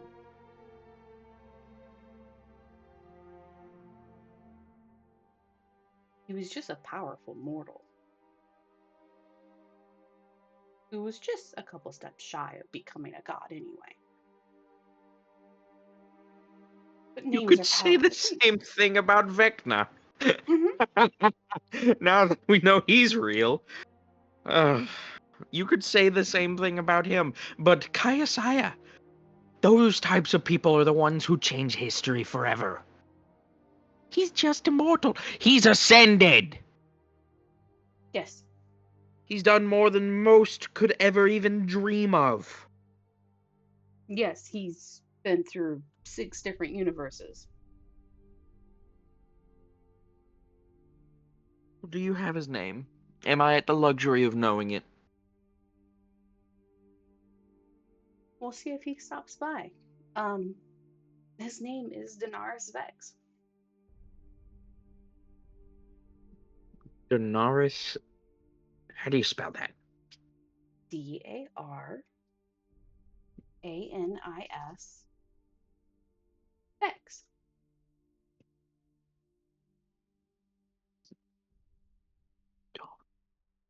That spells darkness.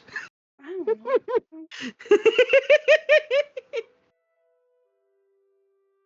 Whatever. Danarisvex.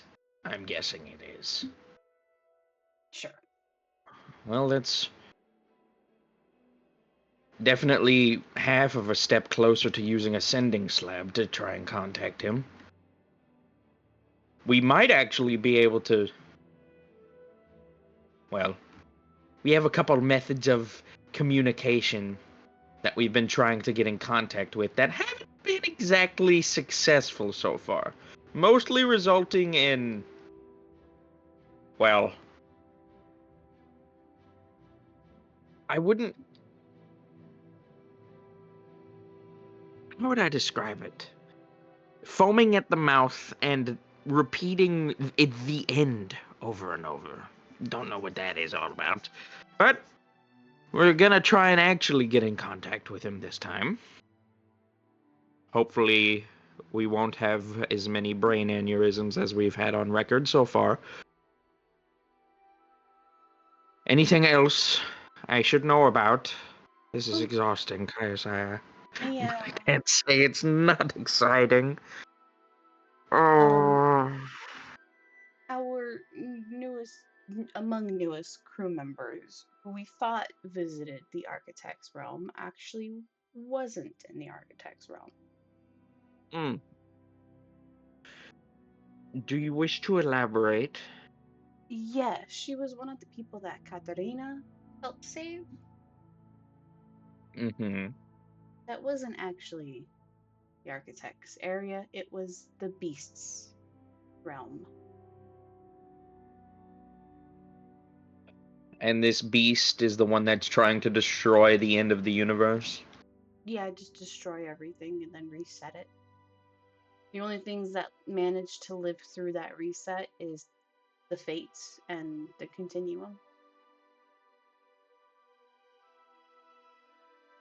So the people in charge are the ones who get to live. Sounds about right. The gods don't. The fates and the cues get to live. Mm-hmm. Sounds about right. Excuse me. You're fine.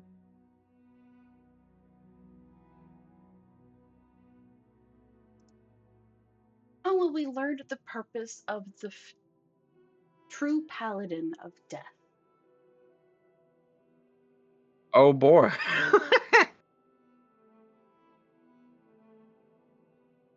And what would you say is that?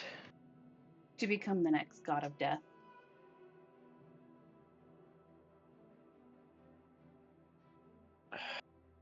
I'm tired, Kayasaya. I'm You know what? I should be expecting these things from you people at this point. We do try to get results. Try. You've gotten more results than a vast majority of my research team has yet.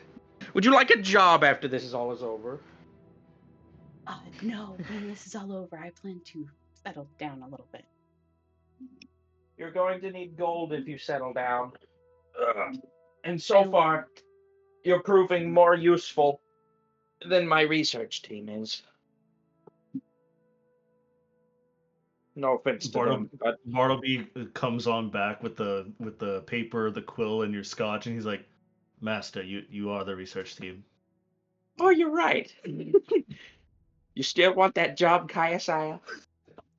How about when this is all over, we'll discuss it. Oh, also, because you have last seen Katerina, um, if you happen to see her before me, do apologize to both her and my mother. Why is your mother with Katrina? Um,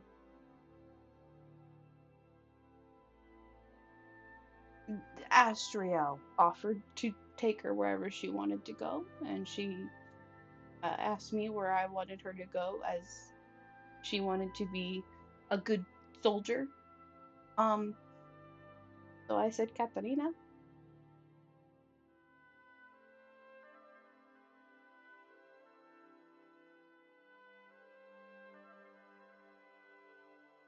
Bartleby,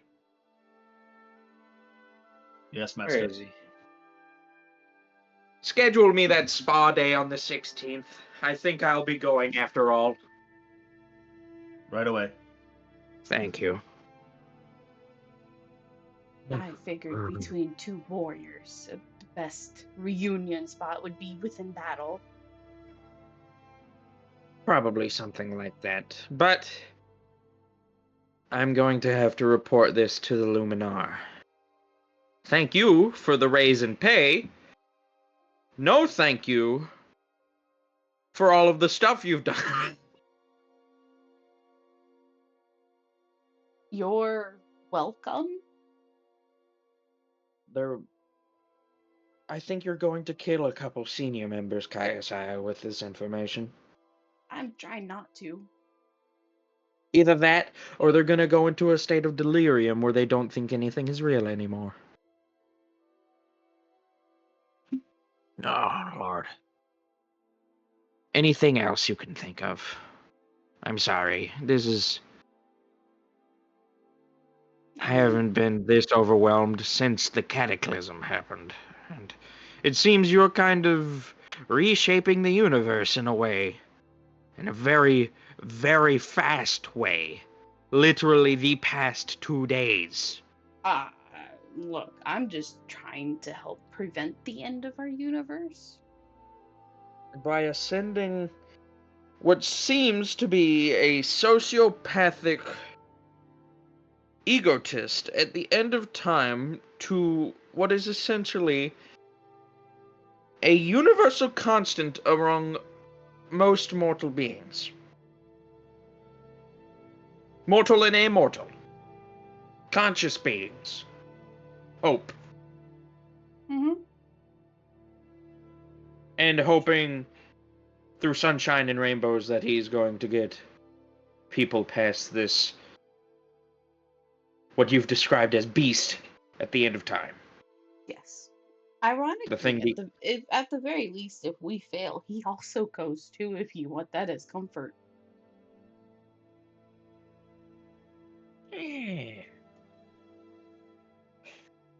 Oh, I could tell you two more things, or we could just, skip them.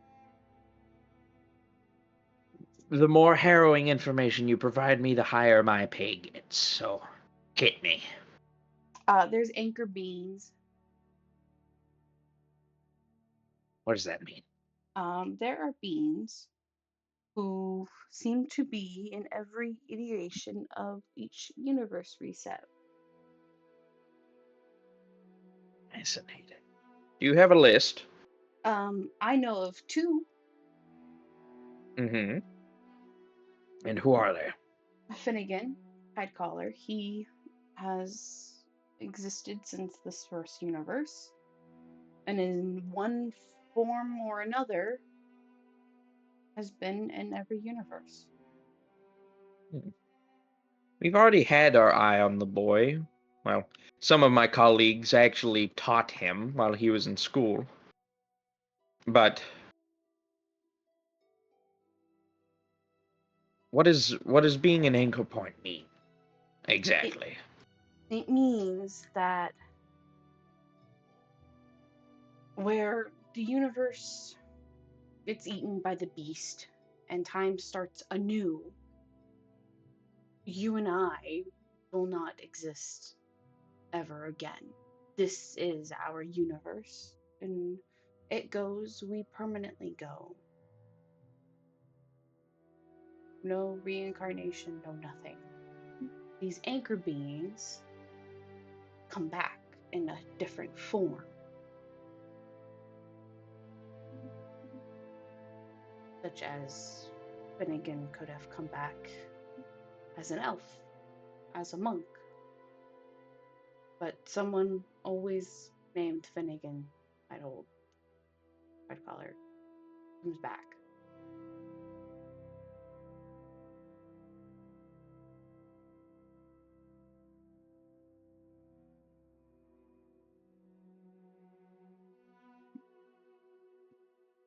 Another example is the other anchor being we know, which is our paladins. Familiar? The shark? Yes, Bubbles. Every time he comes back, he probably is not a shark. He's probably a different creature. A horse, a dog, a whale, a bird, Well. but always as Bubbles.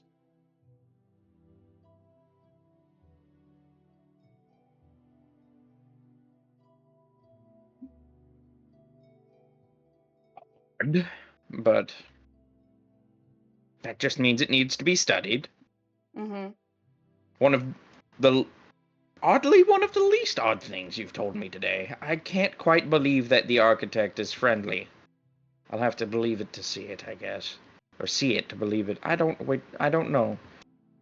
The best way to describe what the architect is someone who has good intentions but has went about them in the most horrific, wrong way possible. But was trying to help.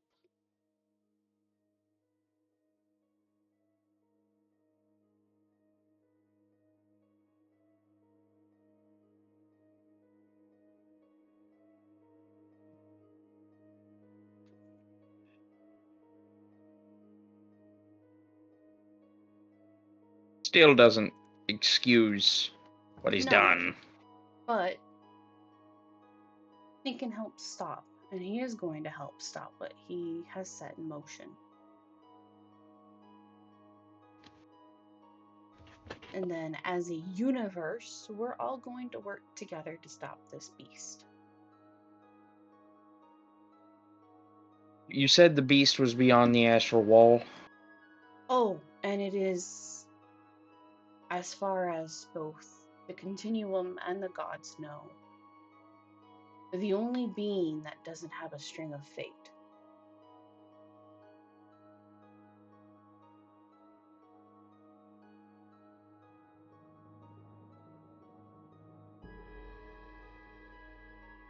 It's the only being that doesn't have a string of fate. So what? It's outside of fate's domain? Mm-hmm.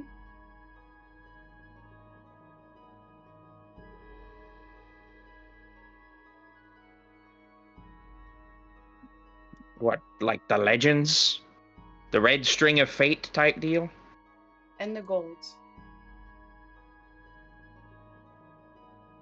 There are different types of strings of fate, as we've learned. But every being, even the Qs, have strings of fate. Even fate herself has strings. Granted, they are described as interwoven beams of steel. Hence how fate can survive. But this beast does not.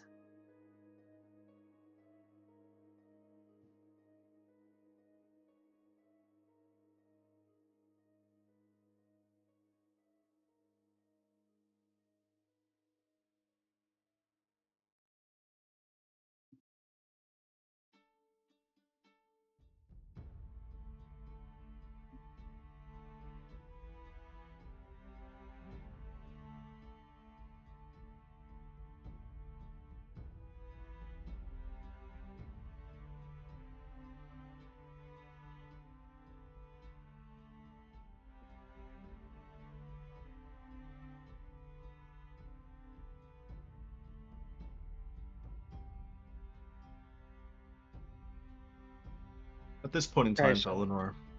Oh, go ahead. I don't even know what to say, I'm going to be honest. Would you like to know what How- the Canthiar is? I'm assuming it's out of reach. Yes. Figures.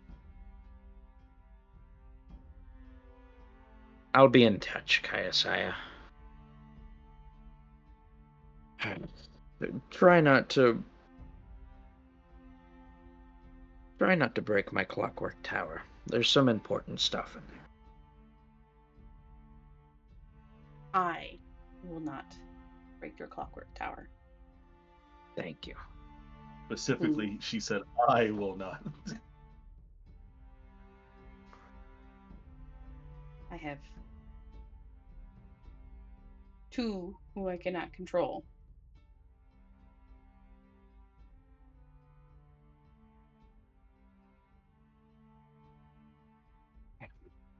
But as soon as repairs are done, we will leave.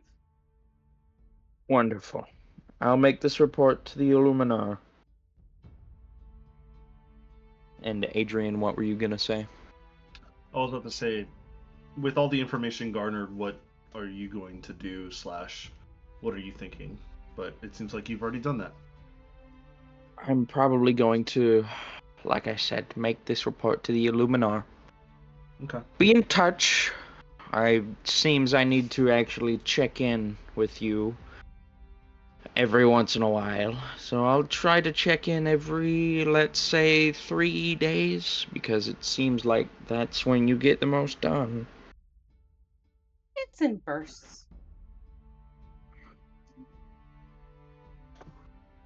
I'll check in with you in about 3 days, Kayasaya. Stay safe.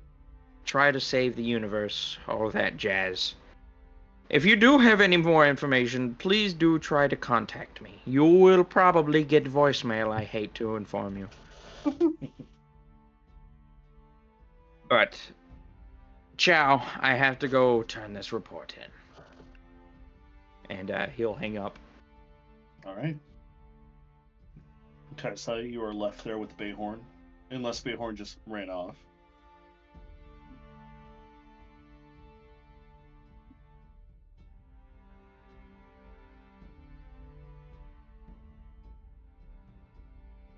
Did you run off, Bayhorn?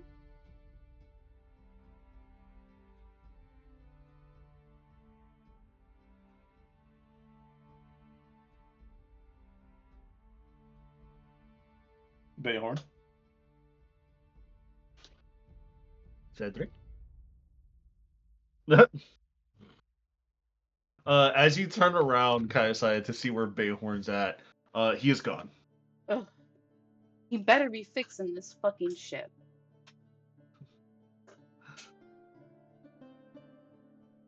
Bayhorn, what are you doing right now?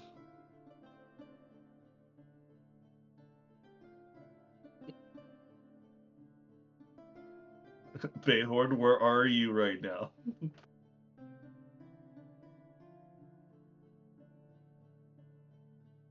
Cedric, where are you?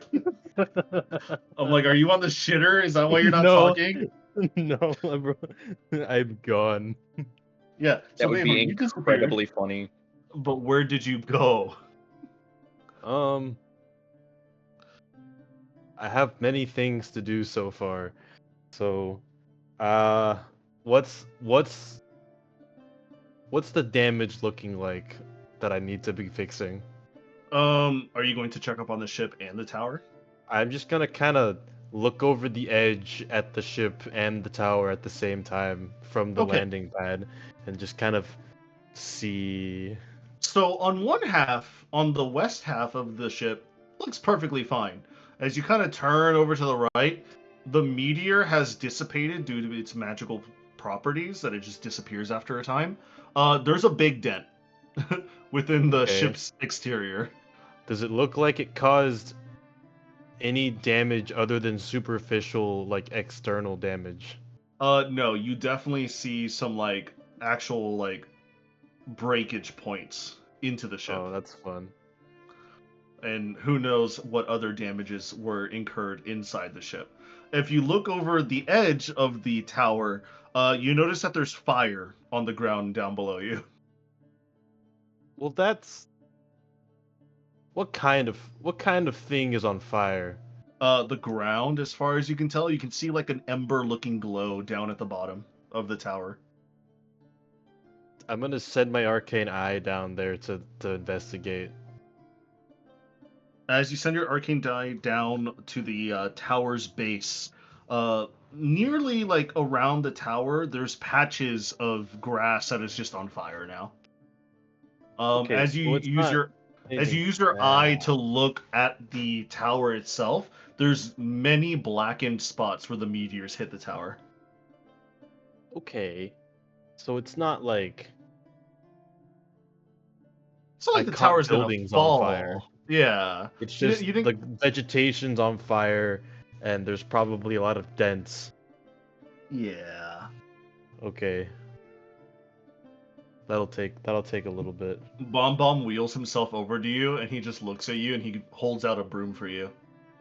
You're gonna need this. I'm gonna need a lot more than a broom, but this will be a start. Thank you. You're welcome. And he just rolls away.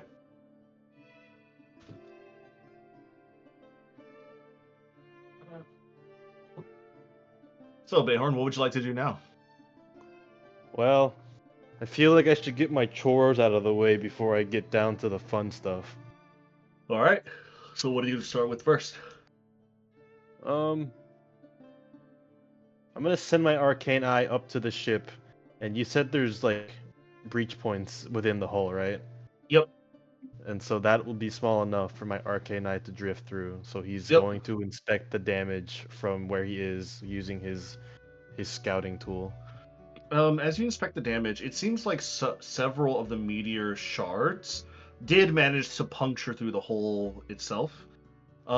It doesn't, as you put your eye through, it doesn't seem like the shards got too deep within the ship, but they definitely made some puncture points where if you don't repair them, there are definitely going to be some structural damage and it'll weaken the ship overall. So you need to repair the structural integrity of the ship. It seems like, thankfully, due to sheer luck or by happenstance, you didn't hit anything that's vital or anything that is like important. You didn't hit the engineering room, thankfully. You didn't hit the engines in the back.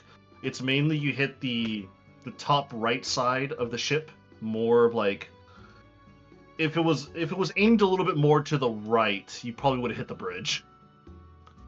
Okay, so this is more just like the armor plating Yeah. that I need to work. Okay, this is a lot better than I thought I was gonna have to deal with. And as you're using your eye to like kind of search around in the interior and you're like looking around, at the corner of your eye, you see a scramble of a small land shark just running.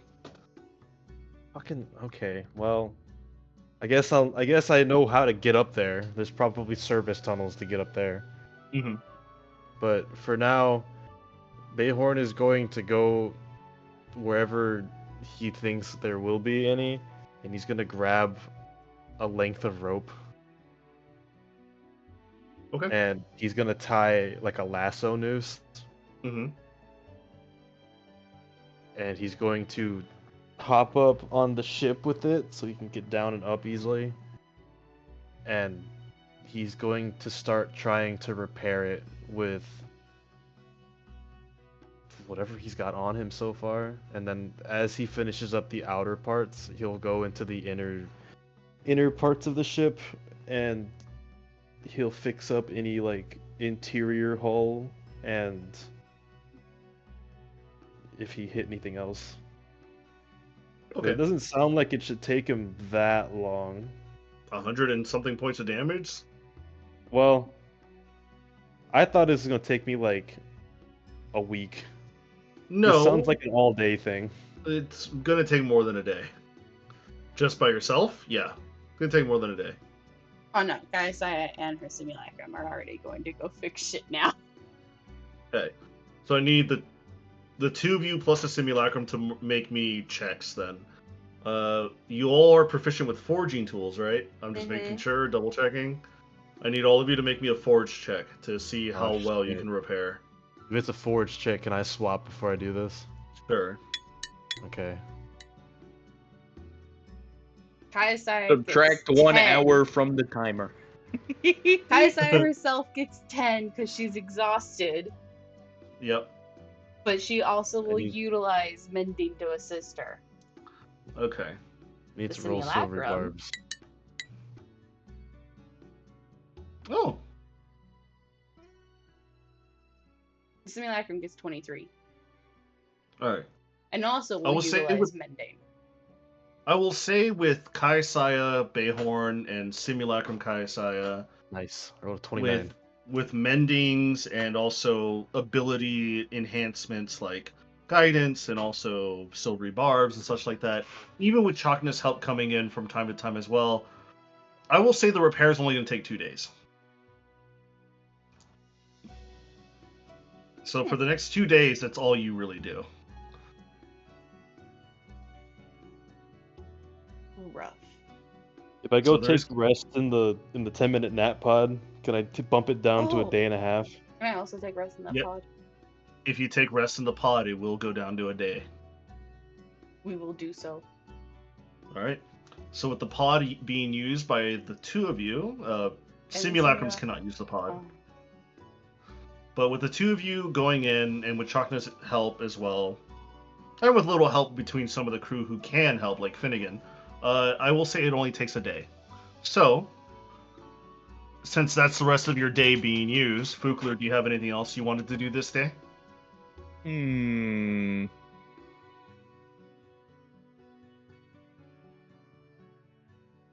Not off the top of my head. All right. Then I guess for brevity's sake, the rest of the day goes on without an issue.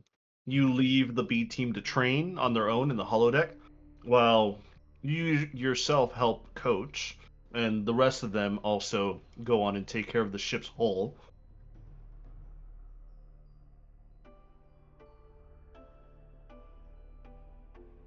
It is now nighttime. Eeping that. Bayhorn and everyone else. It's been a pretty interesting day so far, especially with the architect turning from Daenerys Vex over to Astriel, the god of hope, being visited by Q, Ytolt, talking to Felinor, and experimenting with magic and training and teaching the B team. It's been a long day. However, for one of you, that day does not end just yet. Oh.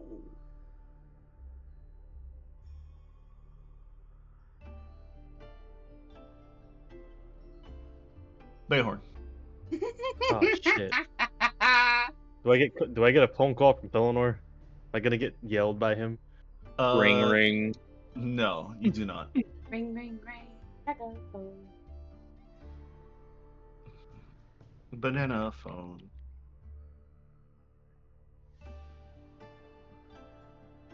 Okay, what's up?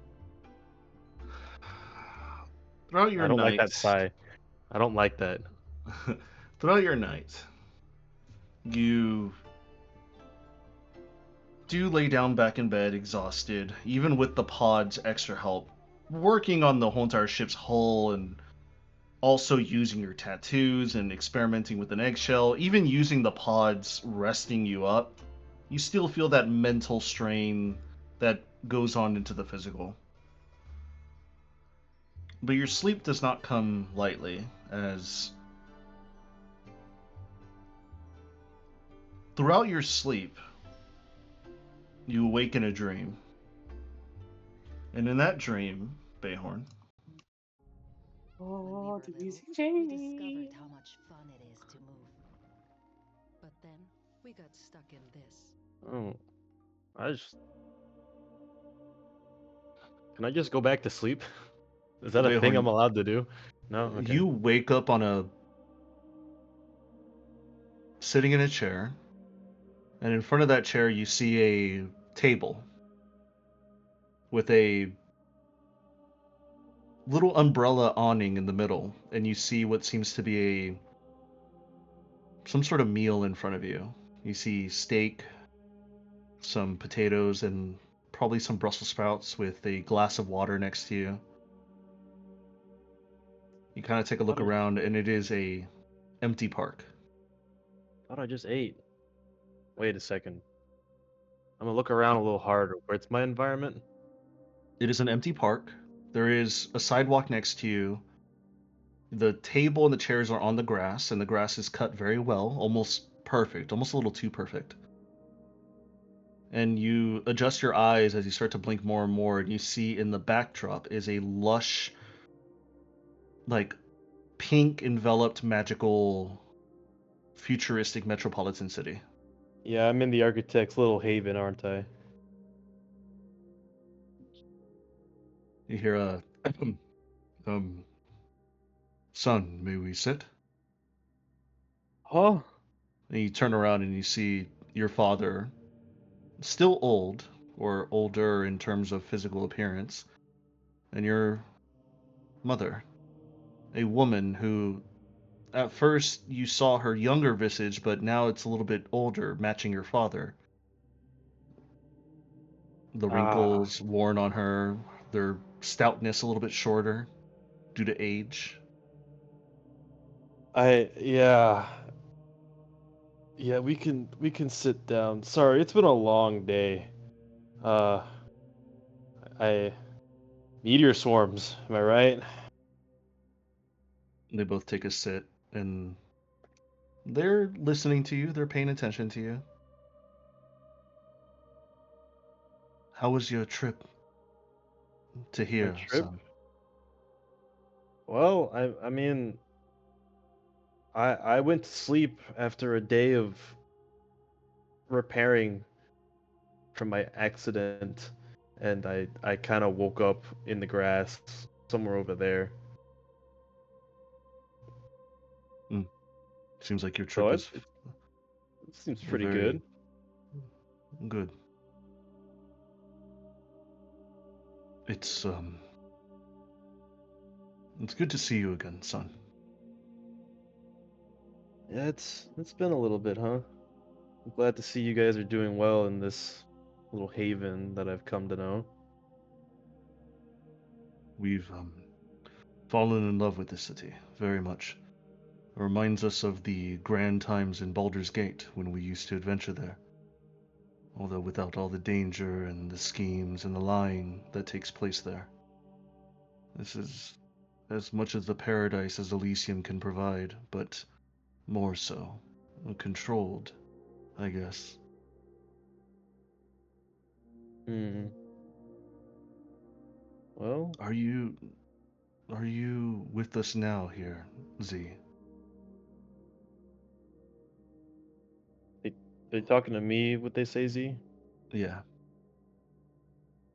And I assume they're asking if I'm dead. Mm-hmm. No, I'm not done yet. I don't know if you knew this or not, but the guy managing this place, I guess the mayor, I guess you could call it. I made a little bit of a request from him. I asked if I could talk to you guys because, when I saw you guys initially, I didn't have time to say anything to you guys. It was kind of in the moment. Um, but me and him were friends now. We're on the same side. We have the same interests in mind now.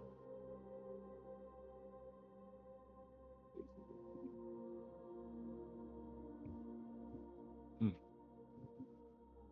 That's wonderful to Now hear. now we're fighting for a bigger reason, What are you fighting for? for hope.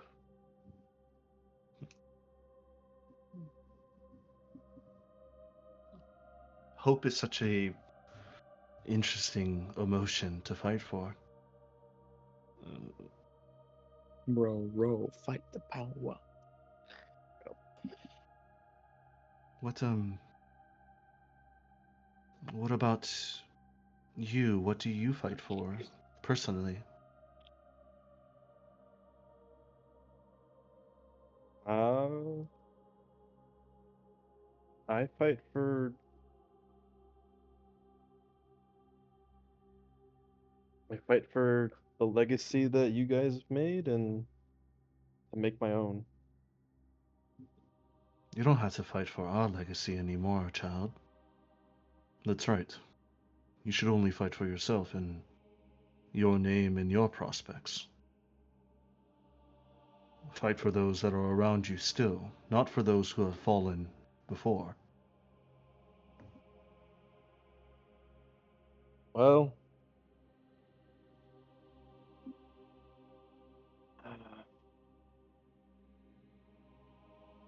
I don't know. I guess I'm here fighting what I believe is the good fight. That's really all I can do. We're trying to stop enemies that are greater than what we thought, and honestly, right now, I'm just living every day with my crew and Isolde. She How misses you guys. how is she, by the way? Was she doing alright? Uh, Has she she's borne me a doing grandchild yet? no. You better get onto it. We're Elves don't mom. wait for very long. We're kind of busy like fighting against a bunch of things, mom. I don't think we have time to, you know, that. That's not what your mother said when we had our first.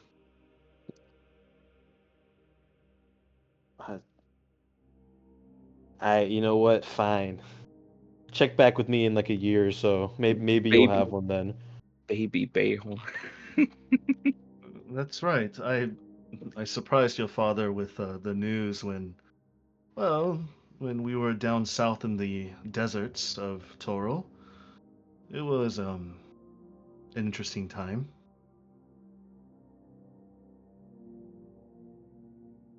Love can bore out of very odd and interesting times, Beorn. Well, this is interesting. I don't know if you know what it's all about right now, but it's certainly interesting.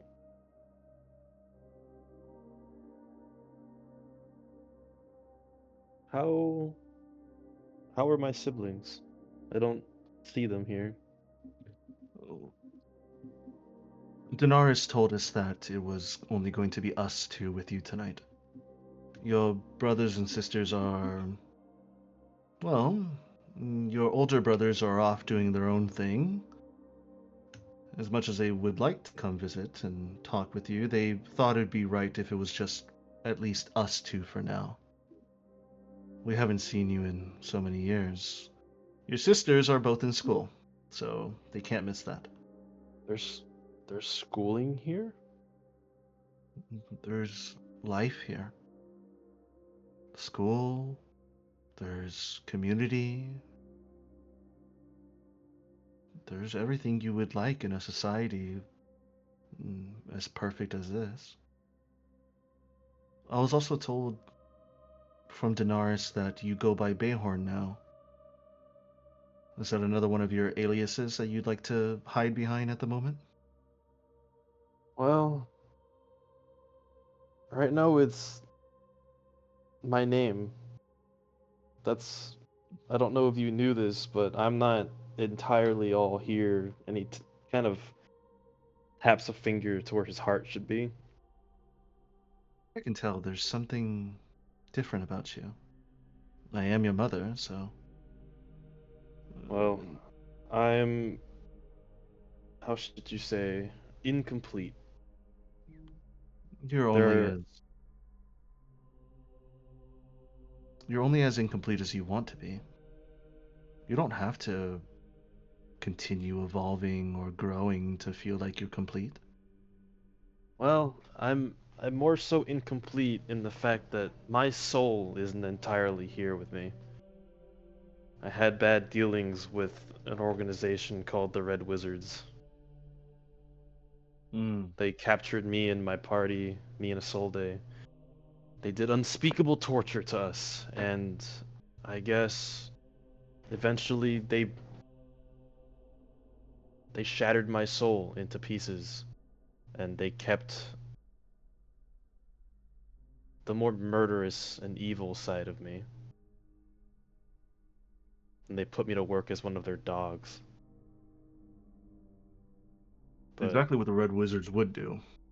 They've been a yeah, thorn in the side of the Forgotten Realms and for such a long time. We've run well, into a few of them. well, that's how I came to be, I guess. I found out that these fragments they possess a part of me. I woke up with my soul's original body, and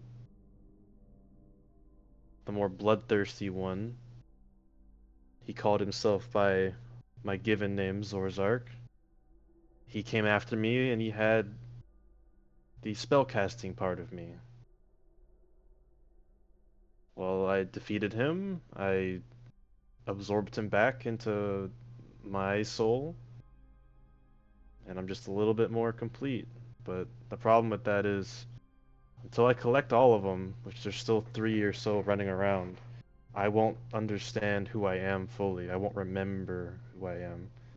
There are memories locked behind gates that I can't just push through. Hmm. You see your father look down at his own plate and he starts to cut into his own meal. So, what would you like to do then? Are you going to collect your other selves or focus at the main task at hand? Well, that was my plan. I know where one of them is. Funny enough, the last were in Baldur's Gate. They embarked on some quest. I don't know.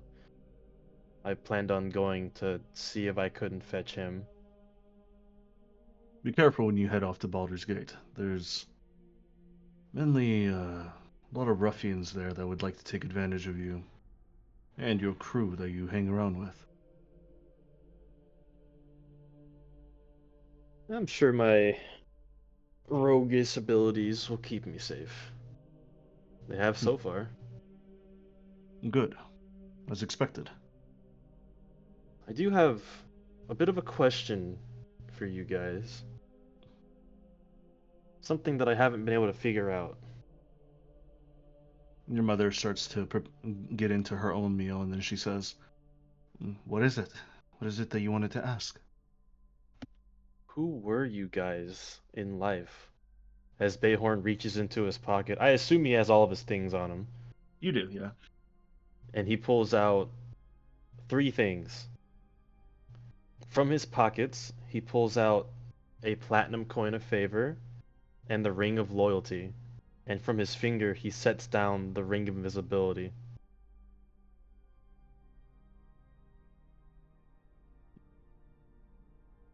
You see, as they're enjoying their own meals, as you bring out these items, I went back to our family home, killed the thing that I learned was sent to assassinate you and my brothers and sisters. And after giving you guys a burial, summoning a living tree to defend our homestead, I looked for anything I could find. Keepsakes, evidence of what happened, supplies for the road. And among that, I found these 3 things hidden away in a lockbox in our basement.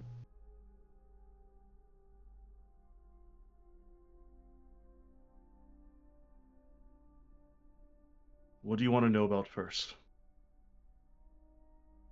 Uh, let's let's save the most likely heaviest story for last.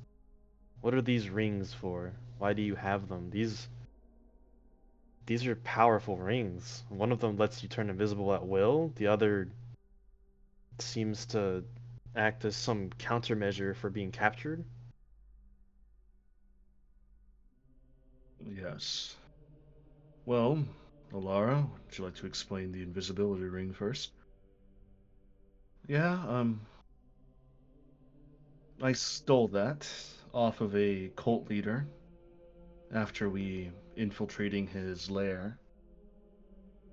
We didn't exactly finish the job. We thought we did, but I should have checked his pulse better.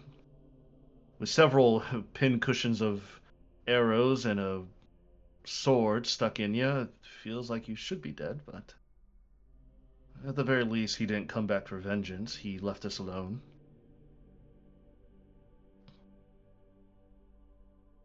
Have you ever heard of the Cult of the Dragon?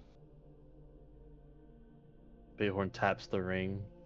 I assume that's what this is. I hear Yeah, about them, but I don't know what they are.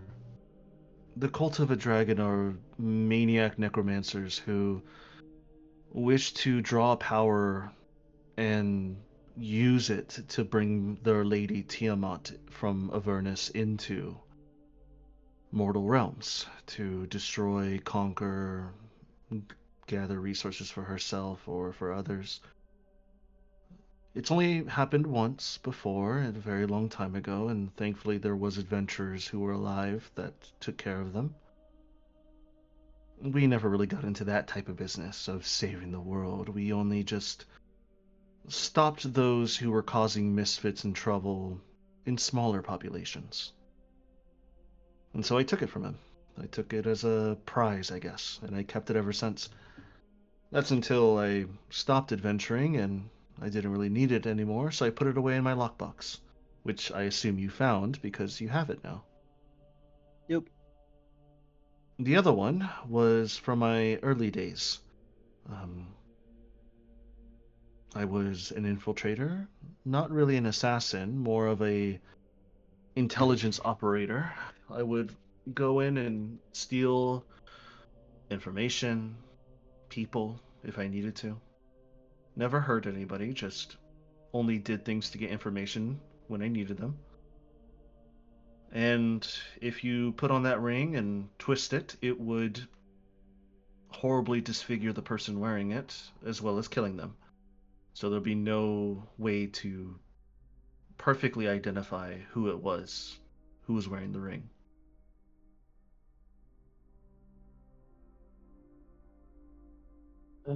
Well, I really hope I don't need to put this on and use it. But the invisibility ring I've used a few times already. I'm glad. What's next you wanted to talk about? Bayhorn slides final object over one of the coins. How do you have so many of these? I've heard from passerbys that I've trusted enough to ask about that these are hard to get. These get you no questions asked things. So these coins were also from the same cult. And that's your father to explain. He kind of sighs a little bit and he says, Before we before we turned our backs on them and betrayed them in our own way, killing a cult leader, that's how we got your mother's ring. We were contracted by them many times. Just want to say that's metal as hell. Every time we finish a contract, we would garner a coin, or two, depending on how strong the contract was. And these contracts were no joke. We would have to take a blood oath. If we failed the contract, we would die. So we had to make sure we succeeded. We gathered artifacts, people, not kidnapping or hurting, just transferring people from one ends of the land to the other. So we were more, at that point, dignified exports for that. And of course, we've used some of them and we held some others. We used some of them to get our home, build up our farm, get coin and other sources of income for us as well. I'm sure since you found the lockbox, you've also seen what else was in our basement. Oh, you mean the magical wine barrels that weren't pouring out wine? They only pour out wine for those who are not around our bloodline. Since you were around, I assume the magical enchantment decided to let you see what was actually inside them. If it I was think one anyone of them was else, expired milk. that makes sense. That was our goat, You Shayla. you put a goat in a barrel? No, we milked the goat. Oh, Gosh. I was gonna say. No, no, no, no, no. We had a goat named Shayla. I wonder if she's alright. I didn't see her. I heard dogs barking, but I don't know if it was our dogs. No, our dogs passed a long time ago. It must have been one of a wild dog from the forest. Sometimes we would feed them, sometimes they would come in a pack. They were. It was a 50-50 split, and they would watch the area for us if we kept them fed. You know how it is. Yeah.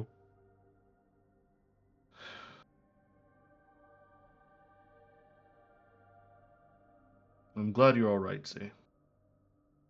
Or Bayhorn, I mean. Either one is fine at this point. I accept them both as me, but every time I tell people my name, it's very, very convenient to tell them an alias. So in case I tell it to a fae, they don't get my name. It That's always a serves good multiple thing. purposes. I'm glad you have a head on your shoulders. Unlike your brothers, they've always got into trouble. You've always managed to weasel your way out of them. I was gonna say, I think all of us have that knack. It's just how Especially your good we are at sisters. getting out of it. What did my sisters do? What didn't they do? Stealing dolls, toys, candy for themselves? You have no idea how much gold I needed to bring out of my own pocket just to solve their crimes. They should have taken after their brothers. They like to use their charm rather than sneaking around. Your brothers are more hard-headed. Was I the only successful rogue of our family then? It sounds like they all got caught. I mean, your brother's a fighter. Your older one, at least. Your second oldest, he not much of a fighter, more of a scholar, but not really one with magic. He was more of the written word and the spoken book. We expected him to have some magic due to our bloodlines, but nothing came about it. So he never really had a occupation with adventuring. Well, We were I we didn't were have going any magic to either. we were going to send him off to college in at the very least Waterdeep. Maybe his magic would have came out there, but we never got the chance. Your sisters, at the very least your younger sister, she's definitely got a knack for some sorcery. She's got some weird magic in her veins. And your youngest, well, she's not old enough to procure anything just yet, but with her charm and her silver tongue, we expect a bard out of her. She'll take after Isolde then. So it She probably seems we will. have a fighter, a scholar, a sorcerer or warlock, depending on how she wants to take that,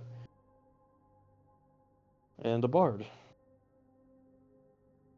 And that's coming off of me, an Eldritch Knight, and your mother, which was a Gloomstalker. I say we round up a pretty good team. Yeah, well, you've got your rogue running around the plains too, causing trouble. Hmm.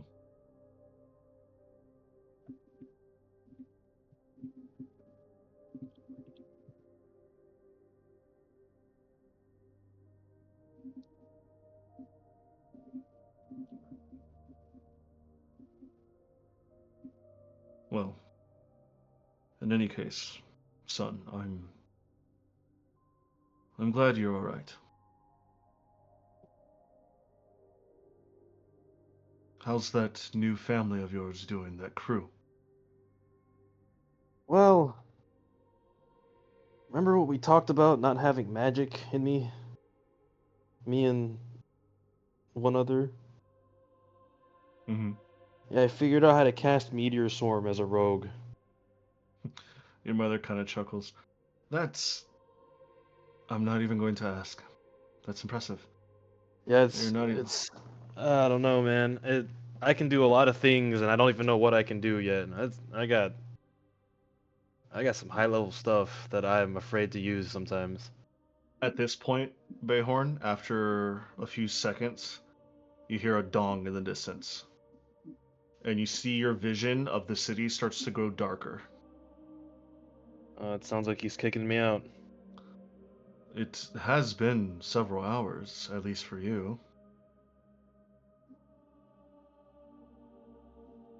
And I'll be Time all doesn't right. exactly flow right here.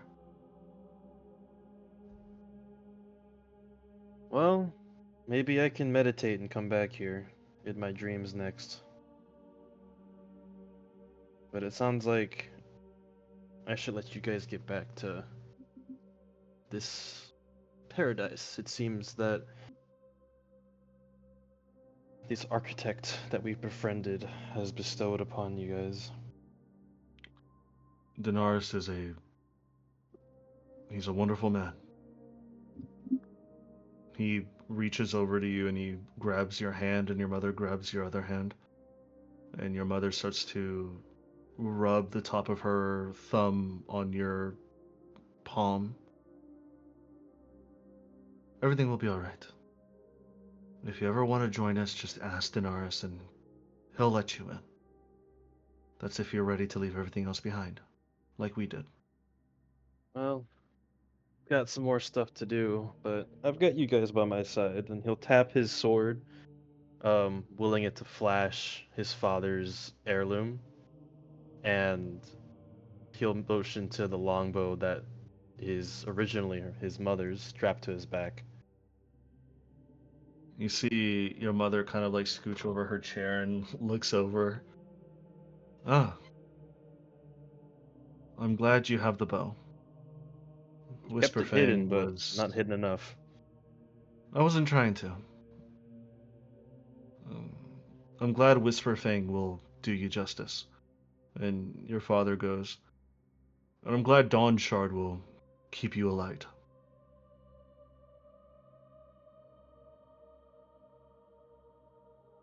Good luck, son. We'll miss you. I'm I'll not be too back. sure. I was about to say, I'm not too sure how much Daenerys would allow us to talk like this, but if he's willing, I hope it'll be another time, again and again. Well, the next time I come here, I gotta talk to all of you. Apparently, I have a sibling to catch up with. You have quite a lot to catch up on. In due time, then. In due time.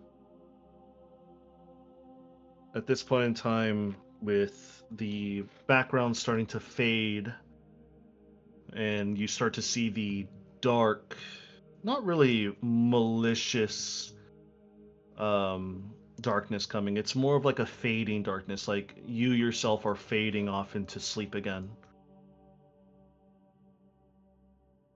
You hear your father one more time say,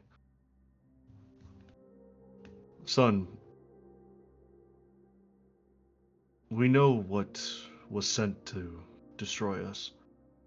And at this point, you don't even hear your father anymore, but you do feel your mother and father's hands. The Night Serpent has been on our hinds for quite a long time. That's going to be a story for another time, I hope, but we've had some bad blood between it and us. Hmm. Whatever you do, keep an eye out for the Night Serpent.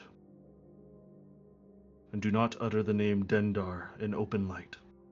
And you feel your vision just go, and you start to fall back to sleep.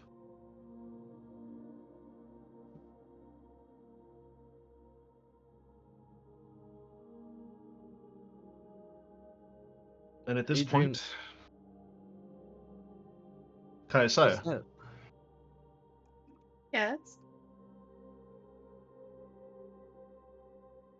What? You also get a interesting vision as well. You appear not sitting or standing anywhere. You feel like you're flying. And you look down and you see that same pink-hued city, that future metropolitan city that Bayhorn saw, that you saw before when you sent a sending spell and you connected to Danaris Vex. You hear a cough behind you just go, It's it's good to see you again, daughter. It's been quite a long time now, hasn't it? Last time I seen you, you were barely reading. Is that your old man? Um, she turns. You turn and you see a older gentleman, but not old as in wrinkled or disheveled, just more refined. He stands up straight, tall and prominent, like he knows he has a figure of authority or intelligence. Long streaks of white in his black hair. Um, he does have reading glasses that hang over his neck. Several scarrings from weird experiments that has happened to him. His long ears matches yours, and he's wearing a very nice fitted shirt and robe that looks more for a professor less than a researcher.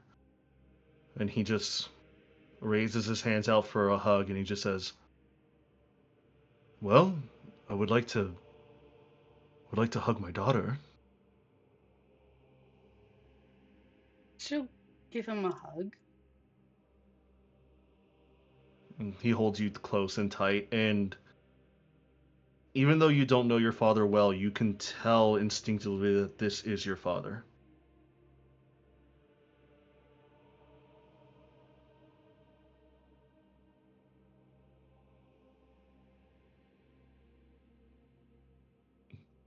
Wasn't You feel expecting this. you feel his hand like rubs your shoulder a little bit, and he says, "You look just like your mother every day. Even when you were younger, in the photos that she showed me, you looked just like her. Tell me, how is it like out there? How's your mother doing?" Um, I don't know how she's doing. I can't really talk to her at the moment. I was only greeted with a few minutes with her before she was sent off somewhere. It was very random. It's like she teleported out of nowhere. And, I did well, ask her. I did ask her if she wanted to stay or if she wanted to go somewhere, and she kept saying it's up to me. well, you know how she is. She is a man of business, or a woman of business. She, if she has a goal set, she'll do it. She's currently in Pandemonium. It's not the craziest place she's been to. With Katerina. No, that's a little bit something extra I did not know about. Fly with me. Let's go to the library. Let's talk Okay. more there. And he just takes your hand and he flies off into the city with you following, and we'll pick it up on Monday. Oh. So Preston can take off because I know he's probably running a little bit late. So Preston, you can go ahead and go, my friend. I apologize if I kept you here a little bit longer than I should have.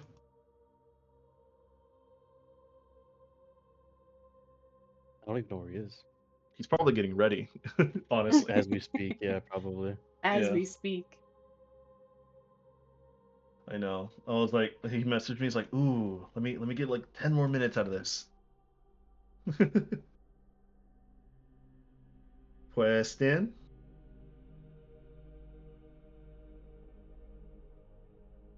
He's dead. He's dead, Jim. He's dead, Jib. He's dead, Jim. Oh shit. Yep. That low-key scared the shit out of me. Did it? Yeah, a little bit.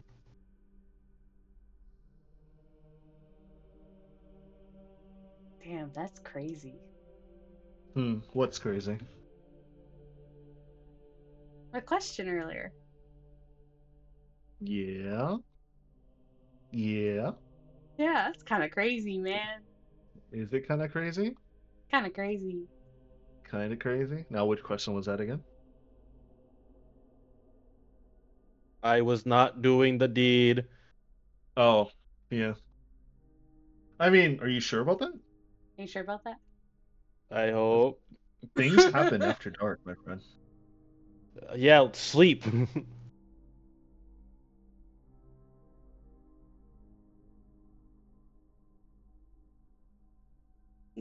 Do you not think she's beautiful?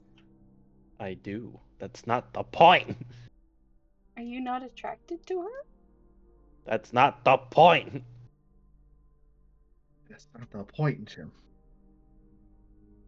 Where is Preston? I feel like I'm hoping he didn't just leave. I don't know where he is. Preston, are you muted? He may have muted himself, getting ready and talking to like his family and shit. Possibly. Also, Yeah. Adrian, you know Machop Community Day's out right now, right? Oh, is it Machop Community Day? Oh, it's already Right late for me, now. bro. It's No, right now. it's for you, not for me. It's already 9 o'clock for me. I Oh, didn't even tough know it was shit. today. Yeah. I Yeah, don't it's care. happening right now. I'm catching shit Go, right now. go catch more shit. Well, here's the thing. It's triple Stardust. Oh, I don't really That's the care, rough part honestly. about it. I don't have Yeah. Stardust, so this is big. This is big for you. Also, yeah, I don't think it's triple. I don't think it's anything with candy, but it's definitely triple Stardust. Oh, So fair enough. I'm kind of hyped for that. You're kinda hyped. Kinda hyped. Interesting. Um, Okay, we ready? what the fuck? Hell yeah.